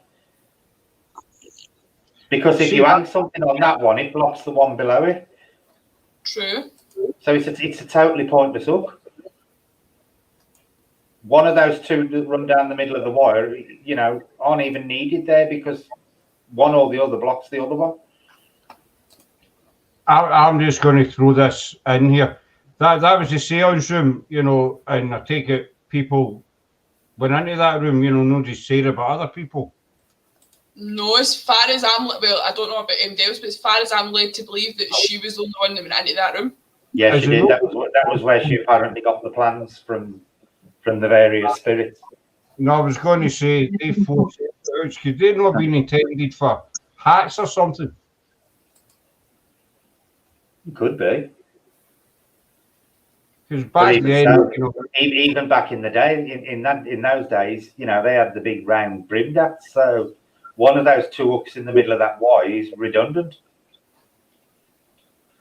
I was just when I was looking at the hooks, I thought, you know, maybe you know, for hats or whatever. It's possible, but I just think that I don't know. Brett says you might have something, Sarah, on the hooks. I've sent him the picture, so if he can show me what he means, then. But I don't know. It's weird. As you're saying, Brett, about the films and that, it is a shame that they don't kind of stick to the story constantly. They put that much into it that they do. They take the focus off. I can understand them doing it for, you know, for theatric point of view, but with this story and, you know, with Sarah, it is such a mystery. The genuine story about her is such a mystery and stuff. They didn't need to alter it. No. They didn't need to add anything to it. It would have probably made a better story if they'd have stuck to the real one. Yeah. The card of saying 13 in a coven if she had witches come to do the seance. See, that's a good point, but she done them herself. The thing with that statement as well is just because you're a witch doesn't necessarily mean you do seances. You wouldn't need 13. That can be done as solitary magic. So, and generally, you find in a coven, they don't have 13 members. You would find less or more. Yeah. You know, so, you know, just because a lot of witches don't tend to do seances anyway, they don't need to. No. It's, you know, really that is actually a different branch of the paranormal seances. Well, yeah, they were. Yeah. They were social, yeah. I don't think we'll ever get to the bottom line about the No, whole thing. you like I say, you know, to solve that, you'd need to know Sarah's mind. You'd need to be in Sarah's head to work that out. So. Definitely. And I think that's that's what's so appealing about the place. It's one of them places that you'll never know for sure. Mhm. There's the door in the seance room that leads to the kitchen sink. Yeah. The kitchen sink. Yeah, it drops down. It's right above the sink in the kitchen. So you literally fall through the ceiling and land in the sink. Ooh. It was 13 and a coven back in the day. Oh, I've got no idea, Sharp. I don't know anything about I've that, not Sharp. heard of that. 13 is traditional. Is a traditional number for a coven, but you know, covens wouldn't tend not to do seances. You know, it's a different branch of the paranormal. I don't suppose any of us are truly going to understand No, never will. the full thing about the house. It's not possible that she was into maybe, witchcraft as well, or, stuff like that. No, she was very Puritan. She was Right. she was very, she was very, very, very, very Christianity based, very much so. She'd have had nothing to do with Wicca, or witchcraft in general, nothing like that at all. Well, she wouldn't have had anything to do with Wicca anyway, because Wicca wasn't around at the time. It would have been basic witchcraft, but she wouldn't have done. No, she'd have considered it the devil's work. Yeah. She was very Puritan. Mm. Mm. Is there not also a rumour though that the true meaning behind the house lies within the ballroom? Say that again, Sarah. The true meaning behind the whole conspiracy about why she built the house and stuff is meant to lie He's within. built into the ballroom. Because obviously in this room you've got, as we've seen, we've got the windows with the Shakespeare quotes. You've got the 13 panels. Yeah. You've got all the weird and wonderful artwork in the walls and stuff. Yeah. And I suppose if that room there's the kind of main focus point of the house, it could be possible that there's hidden meanings within that room. To be honest with you, I would say the main focus of the house was the armory, because it was the one thing she never altered, and the armory was the entire reason why she believed all this was happening, because it was the guns, and that's where the guns were stored. There's no saying she would ring her bell every night at midnight to signal the spirits that it was seance time, then again at 2 a.m. signaling the spirits that it was time to depart. Yeah, and she came out with some really amazing plans in them 2 hours. The other story was that some house fell down and the house wasn't modified to make up for the loss of some of the house. That is true, because after the picture, this was the house before the earthquake. If I would, this was the house before the earthquake. Yeah. So obviously, as we've said before, this bit get destroyed. Yeah. So that is why nowadays the house. Where's my picture gone?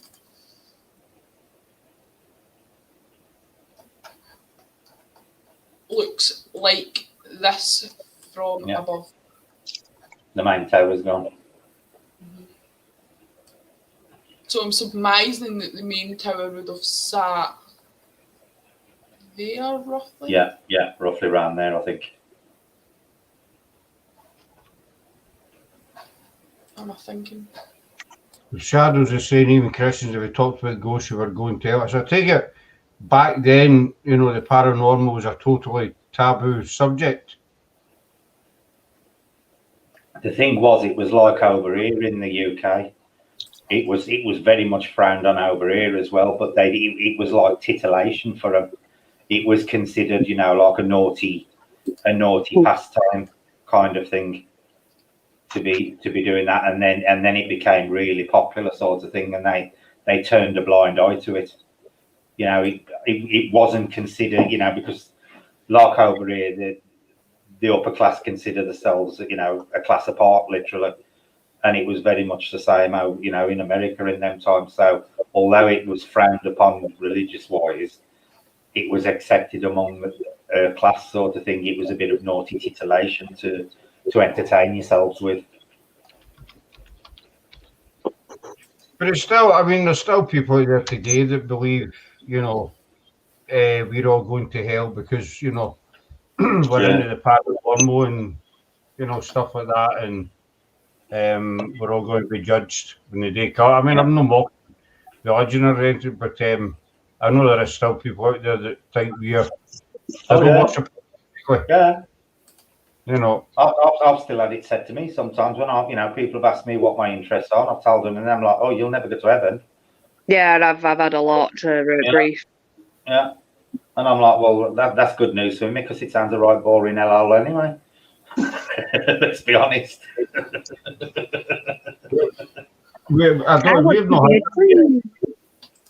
I dare say we'll get. But then I think most people think anybody into paranormal's nuts anyway. Mm. You know, I think that's a general opinion. We're just on nutters, one way or another.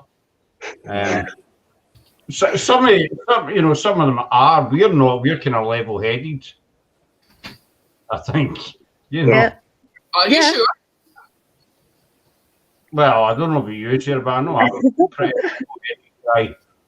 I think most of the time, apart from I'll all the actually rest look as if I'm on fire now because I've dyed my hair, so there's nothing. I like it. I like it. It's lovely. There's Eddie. A good question. I got to ask if she was a Puritan. Then why would she marry a man that made guns that kill?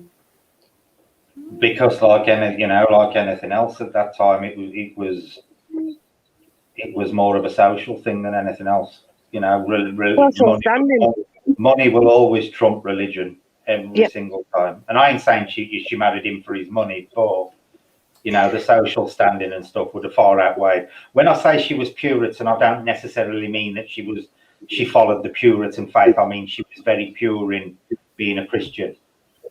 You know, I suppose Puritan's the wrong thing because it means a different thing over here to what it does in the States. Yeah, it does, actually. That's the problem. So you probably took it as the literal version of Puritan, you know, but she was very much embedded in Christianity. She was very, you know, I suppose I should have used mainline. The Americans would probably understand that more. She was very mainline Christian, you know, very, very, very firmly rooted in her Christian beliefs. Mm-hmm. The front of the house looks like Solomon's Temple. Face raised as a symbol claim as the east represents a source of light. I did not know that.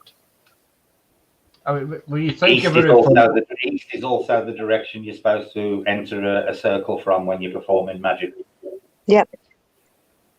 You enter and exit from the east. Element of air. See, we used to do northeast, so not exactly east, but not exactly north, but like in between. It's different ones for different, you know, beliefs. It's like a lot of people put them in different order of the what's it when they summon the elements. Some people start by summoning air. Some of them start by summoning fire. So you know, it depends. On very varied beliefs. But you know, from what I've read about Sarah, there's no way she'd have ever entertained anything of a witchcraft nature. No, she was too entrenched in Christian beliefs. Eddie's saying, no right from wrong, and no, she wasn't a Christian. I can't give her opinion on it because I don't know enough about it to. What we suppose. But You see, our Christianity, I mean, I don't know what we're like in America, but like back then, to us, that would be a Christian. Like over here, it's how I'd say she was, looking at her and how she was and who she was.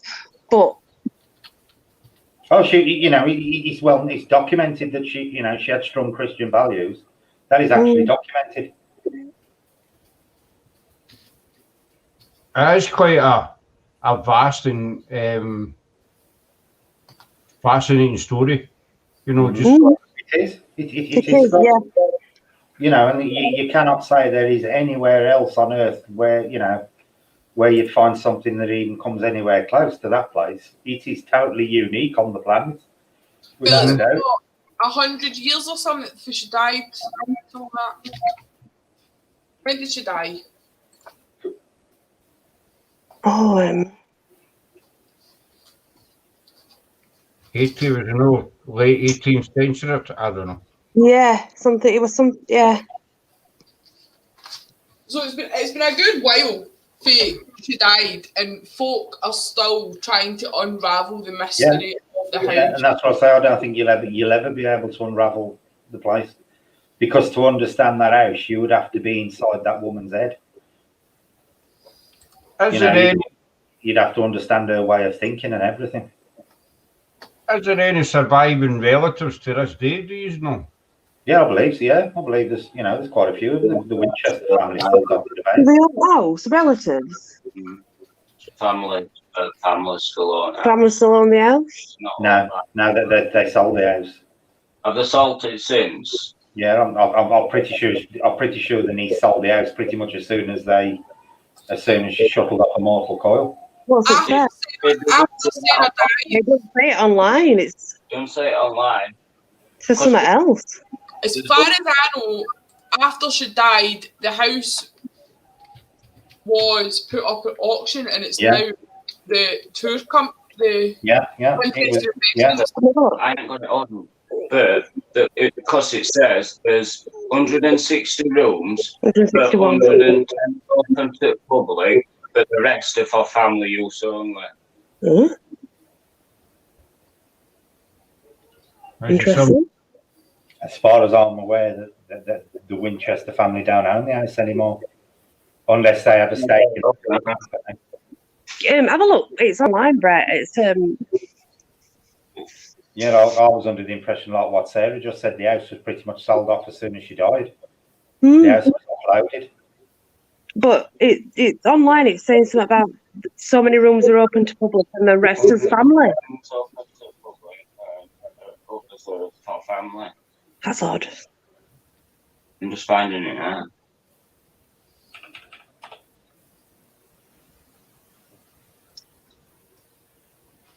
This stuff tastes like liquid. Freaky's made a very, observant comment there. She died the last day she lived. True. Then it could well be, Brett. It could be the family who bought it. Oh, hang on, wait a minute. 14 facts about Winchester House. So it says that the Winchester Mystery House and landmark status on August the 7th, 1974. The fascinating mansion is still owned by the family or families who purchased it from the Winchester estate in 1922. I thought the Winchester House the Winchester family no longer owned it. For 150 it said owned by family or families who purchased that from the Winchester estate in 1922 for 150,000. However, their identity is another Winchester House mystery. Right. But thanks to them, tourists can now explore 110 of the 161 rooms Sarah dreamed up. No, they can't go in a bedroom. Yeah. Special tours are held on Halloween and Friday the 13th. So we all need to get over there this month then, and we can go and tour the place. I know. There's a few places with that, but in America, I mean, totally different subject. But Gracelands with that, you're not allowed up the stairs in Graceland at all. It's totally off limits. But you're free to roam the rest of the house in the grounds. But I know it's a totally different subject. Just to be saying, part of the house is open and the other part isn't. Graceland's the same.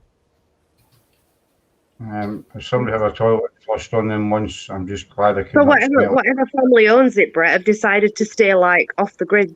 Yeah, nobody knows it. But I knew that the Winchester, or I was pretty certain that the Winchester, family had offloaded it pretty much as soon as she died. 150. Yeah, somebody had a bargain with that place. Yeah. The land itself, is far in excess of that. What it sits on. You think they maybe chose to stay off the grid, to give themselves peace and quiet? Because maybe I think they chose to stay off the grid because they knew they were going to exploit it with tours and stuff. I think that's why it was a deliberate ploy. I think.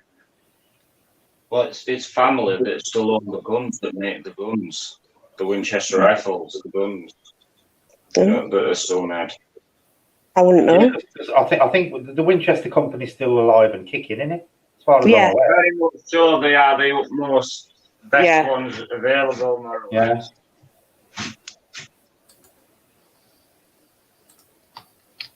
And I thought maybe they wanted to stay off the grid, because I think they would get inundated by people wanting to ask some questions about the house and everything else.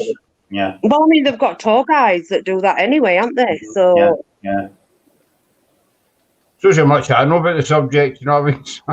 I ain't got a clue. I mean, I've never been. I've only watched documentaries and I've only seen like other people go. But it's just strange. I think they actually charge you for a virtual tour as well. Yeah, they do. Which I think is a bit of a cheek. Obviously, during what was happening, like the world, they were doing virtual tours of the actual house, and I think it was something like you can still get them. Yeah. I do think it's a bit of a cheek, because you should be using your virtual tour as a reason for, for people to want to get people to come, go see the real thing, sort of thing. Because it'd be a really good promotion thing, wouldn't it? See, Andy, I've always said if I go back I've been to the States 4 times. I've always been to Florida. I've got to think about Florida. If I was going to go back to the States for an investigation, a lot of people always say the bloody, what's that? Sanatorium, Waverly Hills, everybody wants to go to. I've always wanted to go to Gettysburg. I've never, Waverly Hills has never been that overly fascinating for me. Gettysburg, I'd love to. Bray Road and LBL. Yeah. There's two tours, I think. There's a video access tour. Yeah. Which you can rent for £4.81, which gives you 72 hours, or you can buy it for $11.23. Yeah, it's a bit expensive in it for a piece of video that And it ain't like you can even use the footage in your videos, is it? Because you'd be breaking copyright rules. Yeah, that's true. But as far as I know, that's the only two of them. I know during lockdown they were doing a virtual 3D tour thing. Mm-hmm. But I don't know about now.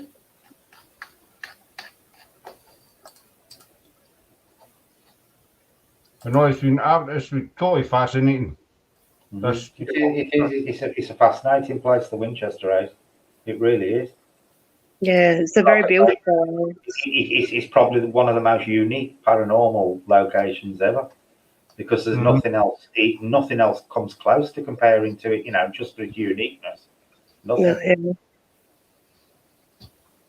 Very cool. The complexity of the house and what have you. And again, going back to the film, it's just a shame that they're kind of taking the focus away from the main story. And the problem is now you've got millions of people out there who've got totally the wrong idea about the Winchester House. Yeah, probably about Sarah as well. Yeah, you know. But it's the same with Amityville and, you know, these... Oh, yeah, yeah, without a doubt. When his Um, granny going to do an investigation. But I think a lot of films are like that, as we were saying earlier. Obviously, like the Titanic, there's the whole thing that nobody knows that the Titanic was a sister ship. Yeah. I didn't. I'm still looking for Jackie. What to me? What are you on about? Hubert Long gone. Nicole, Granny won't be out doing anything. Our restrictions changed here as of this coming Friday. Stuff's changed, so it's I can't wait to meet Granny. Never met Granny. I'm looking forward to meeting Granny. I can't wait. She might just pop up. She's on her exercise bike tonight. Well, the other side of me is I do the Harley Quinn. I dress up as Harley Quinn. Yeah. Claire does all sorts of weird and wonderful looks. Because my ideal man is actually the Joker, as the Joker, not as his normal self, but like paint and everything. I'll tell you, you'd be a bit stuck to have him as himself now because he's been dead for quite a bit, Claire. Yeah, but I prefer the new one, Brett. Suicide Squad. I don't think I've watched Suicide Squad. It's Jared, isn't it? Claire, what did you make? What was that, Scott? You broke up. What? What did you make of have you seen the Joker, the film, the recent one? Yeah. What did you make of that? The new Joker. He's psycho. I like it. I don't like the new Joker film. I thought it was all right. I think it's one of them films you either love it or hate it, and not. I found it quite dull. You see, but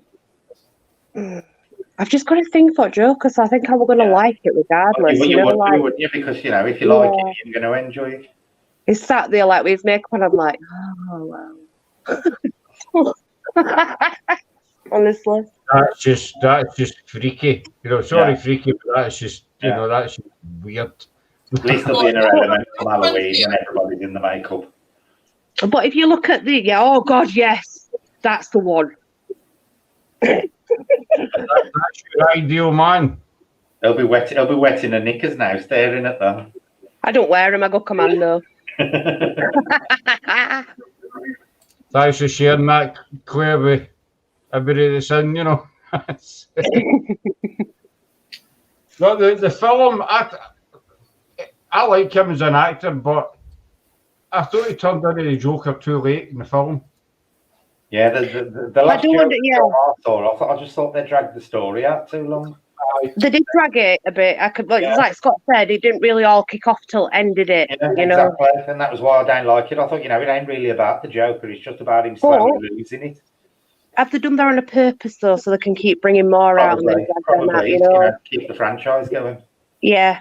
Talking about ideal men, Scott, I'm so sorry, but this is my ideal man. Mr. Blobby. No, Mr. Butler. Why do they all rave over him? It's just... Claire's just no impressed at all, is she? Nah. Don't even know who it is. I say I like him, that sounds wrong.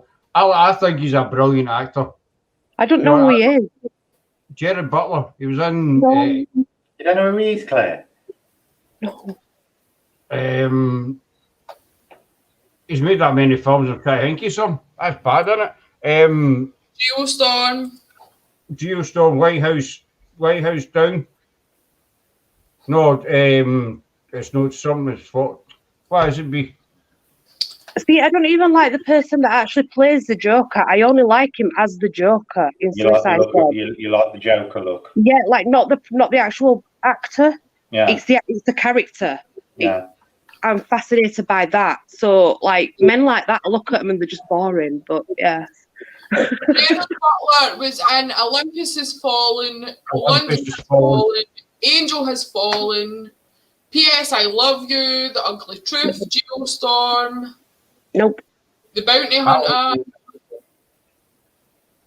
See, the guy- if they ain't in horror movies, I ain't interested. I have no idea. 300 I knew who he hours. was. I couldn't have told you the films he was in, but I knew who he was. Andy, I've seen that film 300. Oh, I don't know how many times. It's a brilliant film. Oh, I've seen the What about- 300. Is that all the 300? I've seen that. I've seen Yeah, that one. it's been a while since I've seen the 300. Yeah, it was good. Law Abiding Citizen, I thought was an amazing film, the way it was done. Not seen Scott, it. at least my celebrity crush is a bit better than yours. Don't diss the Helen. Ah, there she's there. There she's there. Just leave it up for about 5 minutes, please, Sarah. Make it 6. No, make it 7. What? Spoil my fun. I hope you've got that one kept. Oh, aye. It's saved on the desktop. Nicole says she likes Van Helsing, but when he's a werewolf.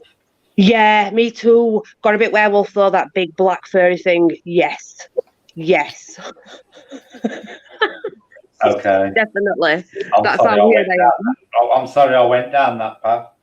You will be, Brett. You will be. Calm down, Chris. So it's werewolves and jokers. That's Yeah. your thing, basically. Yeah, I'm a bit weird. Yeah. So you need You to like combine them and get a werewolf Joker. You like a funny werewolf? Now that's an interesting thought, that is. You know how good I am with makeup? I might begin. Yeah. They're good. Yeah. I mean, I found some wolf masks for Halloween, Brett, right? And they Yeah. move with the ears and eyes light up in dark and glow in dark. Oh, I bet they're Brilliant. cool. Yeah, I bet they're cool. I know, can stick one on your head and put you in bushes. There you go. Yeah, Mr. Hunky Dory there. No, I don't see the appeal personally. No, will you What? stop encouraging that? So, Brett, who's your celebrity crush? Doggy. I think my ideal would be a threesome with Sigourney Weaver and Vin Diesel. That would be mine. I don't know who the first one is, but I know who. But they're both terror because apparently, I think Sigourney Weaver's over 6 feet tall. Apparently, she's quite a tall woman, from what I've been told. She was tall in Avatar, I know that. Mm-hmm. Yeah, I think she is, Brett. She's quite tall, yeah. Because I I think when they did the last Aliens film she was in, the one where it got a bit ridiculous at the end, where the alien queen gave birth. I think they actually used a normal height in that one. Yeah, apparently, in the others, she had to squat down a bit to make herself appear smaller than she actually was. Oh. How old is she now? Oh, gosh. Sigourney, oh God, she's getting on now. Oh, that wee woman. Yeah. She still looks good. Ripley out of Aliens. She must be old enough to be your mother, at least. I know She's younger than Helen Mirren. She's definitely younger than Ellen. There's one for you, a threesome, Brett Kinky. That's Nicole. And Vin Diesel, really? No. Not my type. Sam says hers is Sandy Lapdar from Help My House is Haunted. I'm going to need to Google that one. I don't know who that is. You're going to have to Google that one. I've got to be honest, I've never watched it. I'll need to Google that one. I'm curious. I've got to see. I'm curious to see what Sam's perfect type is. I'm going to do that right now. So, has anybody else in the chat got a celeb crush? That's, there's no. Oh, I've got a thing for Nicki Minaj. Oh, yes, Nicki Minaj. Oh, yes. Who the hell is Nicki Minaj? Oh, she's got a nice pair of juggers, I'll tell you. They're fake, but. Joggers. She's gorgeous. No, I'm laughing at it. I've never heard them called joggers before. Well, it's a safe word to use, I normally say kittens wrestling in a sack. Have you found her yet, Sarah? Yeah. Sandy Lap. I've got to be honest, I've never watched the programme, so I've got no idea what she looks like. I shall bring her up in a minute. Well, I life after life. I do everything for Beyonce as well. And Shakira. Oh, Shakira. Don't get me started on my Oh, woman. gosh, yeah, she's lovely. Shakira, I like Shakira when she did that video where she was crawling through the mud. That was quite a good one. Right, so let's bring up... Sandy. Yeah, I tried that, Brett. I didn't bring up Sandy. So let's bring up the first one. Granny in a whiskey. Is that Sandy Lack, whatever her face is? Oh. Who does she remind me of? She reminds me of the singer. Is it Zara? Yeah, Zara Larson. She reminds me of Zara Larson. She actually looks a bit like Ruth Ellis. Very pretty. It does, size. It does, Brett. You're right. That's Very that pretty. one. Very Brett, pretty. just for you. Tell Sam's got good taste. Good taste, yeah. Just for you, Brett, since you don't know who she is. There's Nicki Minaj. There's Nicki Minaj. Oh, yes. What's going on with them eyeballs? Excuse me, she's Oriental. No, but what about the things on top? They ain't real. Well, actually, there's a few things on top there that ain't real. Yeah, and she's got a fake butt as well. She's got a nice big butt, but it's fake. My ultimate two favourite in the whole wide world, and Scott knows this, has to be Rihanna and Shakira. Yes. Especially in that music video. Yeah, brilliant. Brilliant. Yeah, agree. Mr. Cat is Johnny Depp. Nicole saying my favourite guy only wants Granny. I know. I don't have an answer to that one, Nicole. I do apologise. Johnny Depp used to be good looking. See, I've never understood the attraction with Johnny Depp. No, he's a nice guy. He's a nice guy and everything. He comes across nice enough, but he just seems a little bit off the edge sometimes. He's very hard to keep track of. I liked his character, Captain Jack Sparrow. That I can take and I'll have, but not Johnny Depp, but just that. Yeah, when he plays him though, yeah. Yeah. See, Johnny Depp is still no, but him as Jack Sparrow, why? But no. Yeah, but no. I'm the opposite way. I can't stand him as Jack Sparrow. I think he's irritating. He actually did an horror movie where he's looking for these pages of a book, and that is absolutely a brilliant film because he plays quite a serious role in it. It's probably one of the first times where he ain't playing Jack Sparrow in every movie. I suppose because in Alice in Wonderland as well, when he did Mad Hatter, that was kind of the same sort of concept as that. Yeah, if you look at the movements and, Yeah. But in the horror movie he did, it's really good, Claire. It's all to do with the devil. Oh. I watched that. I'm going to have to head off soon, guys, because it's nearly 11:30. Oh, gosh, it is, isn't it? Yeah, we've been up for nearly 2.5 hours. There's Nicole's ultimate crush, the man himself. Oh, God, I can't stand Elvis Presley. Oh, I cannot stand the bloke. My dad was crap. My dad was in the army in Germany when he was stationed there. So, I think he did actually see him. But I can't stand the bloke. My dad used to play him constantly every day. I cannot abide him. So you don't agree he's the greatest entertainer this world's ever seen? No, I think he's crap.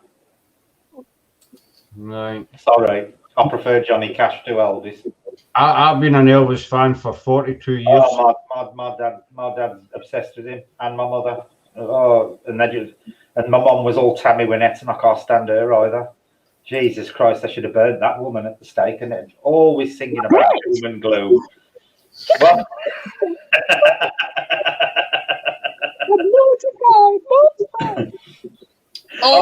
have you ever listened to anything by Tammy Wynette? Claire? No, it's just the thought of the stake and burning. She's a country and western singer, and it's like doom and gloom. You've no idea with your Miss Brother some of the revelations that have come out with werewolves, jokers, joggers, Helen Mirren, threesomes with joggers. Sigourney Weaver. I'll tell you what, I'm disgusted. I'm saying, I've got a wee thing for Helen Mirren, but these three, you want to see their crushes. It's not just one person, it's like 10, you know. But can you imagine Nicki Minaj, Shakira, and Rihanna all together? Oh, that's heaven. I know. There you go, Eddie. You've heard it straight from Sarah. This is what they've been talking about for about half an hour now. You know. I know, but it's my fault because I mentioned Nicki Minaj. No, it started off with a Joker.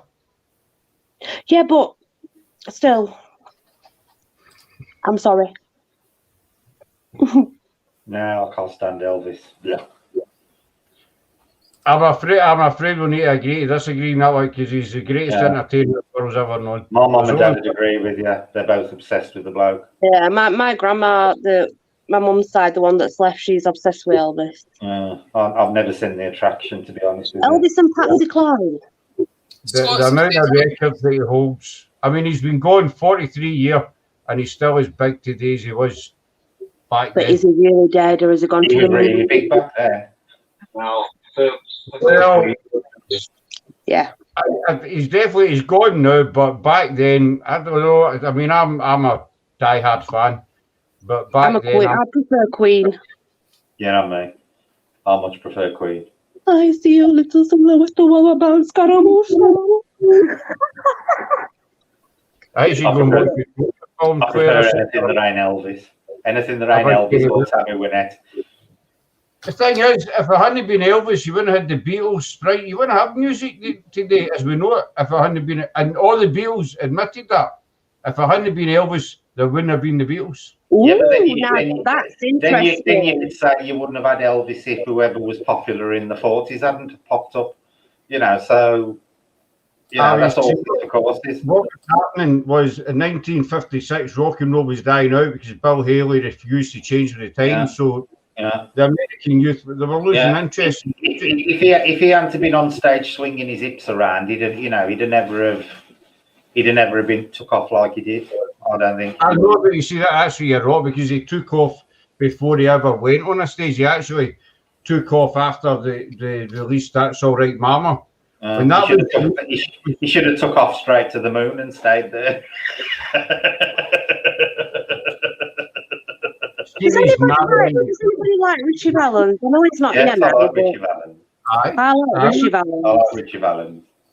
Never beat Elvis, but you know what I'm saying? You know, never beat Elvis. He died way too young. He never made it because he died too young. Yeah, he died with the Big Bopper, didn't he? And he did. In the train, in the plane crash. Yeah. Still talk about Elvis, you still talk about the paranormal. Well, who knows, but you know, it has been said that Elvis does haunt Graceland. I think it's close to it's going to get to a Joker version of Nicki Minaj as Nicki Minaj's Harley Quinn. I dress up like that. About the guy? No, the girl. She dresses up as, what's her name? Harley Quinn. Harley Quinn. I do. I walk around the street with bat in my hand. I'm not worried. I don't care. Who's Bobby Darin? The name rings a bell. What did he sing? Oh, Bobby Darin.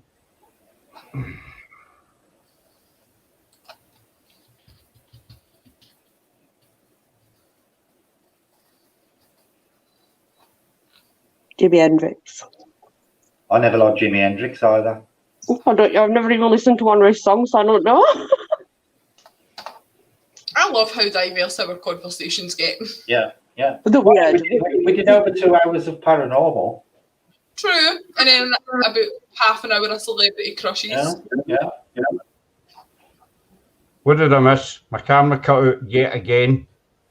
Nothing. We were talking about who Bobby Darin was. I've heard the name, right? I don't know what he's on. I know he's from the 60s, but what did he actually sing? Probably someone I've never heard of. I've heard his name. Beyond the Sea, Dream Lovers. Oh, I've heard Dream Lovers. Yeah. That's what. But it's been quite a good wee live tonight, I think. It has. You know, It's been a nice, interesting chat.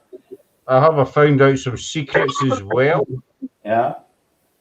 That'll no doubt be in the tabloids tomorrow. So if you want to get on Claire's good side next time, Scott, you just come on with your Joker makeup on, and she won't keep her eyes off you then. I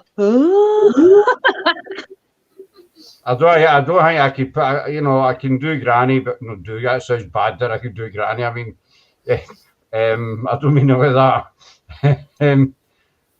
I don't think I could pull off a Joker. That's even worse, isn't it? I'll shut up, all right? You've got to have the right personality to do the Joker. I couldn't do it. I know. I'm too boring. I'm not someone to be loved. That's what he says. I'm an idea. I like to film, you know, Robert Wagner. I ain't heard either of that. Is that the singer and his song, or is that two separate singers? Because I ain't heard either of them. I don't know myself. Before my time, must be Shadow. Sorry, you know, maybe Granny remembers him, but I gotta be honest, I've never heard of him. I've heard of Robert Wagner. Never a Porter Wagner. I need to look that one up as well. What was the difference? No idea. No idea. You can do Granny Scott G's. You can have he's a sick man, isn't he? He says we needs help. I mean, he needs to see somebody professional. I mean, two separate singers. Two separate singers. So anyway, folks, thanks everybody for coming in tonight. It's been a good night. Really enjoyed it. Thanks, Claire. Yeah. Thank you. We're back tomorrow night. You're welcome to come along. We're on with Through the Veil Paranormal for Ash Veil. Sometime, yeah. If he's only busy, he's welcome. Paranormal questions. Brilliant. Yeah, I've heard of John Denver. He was all right. John Denver, he was a plane crash, wasn't it? Yeah. Probably more celebrity crush photos tomorrow, no doubt. Willie Nelson, Eddie, what about Willie Nelson? Just quick before we go, do you like Willie Nelson? This is a wee private joke. Willie Nelson. You probably no answer. No. Well, thanks, Life After Life. Glad you enjoyed it. Glad you came along. You're always welcome. So we'll be back on tomorrow night, 9 o'clock. I hope you're well, Sam.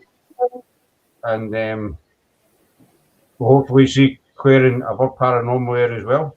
Yeah. Yeah, So, I'll be in chat, yeah. Stay safe, and we'll talk to you all hopefully tomorrow night. Okay, Karen. Good night, Thank everybody. you. Bye for now.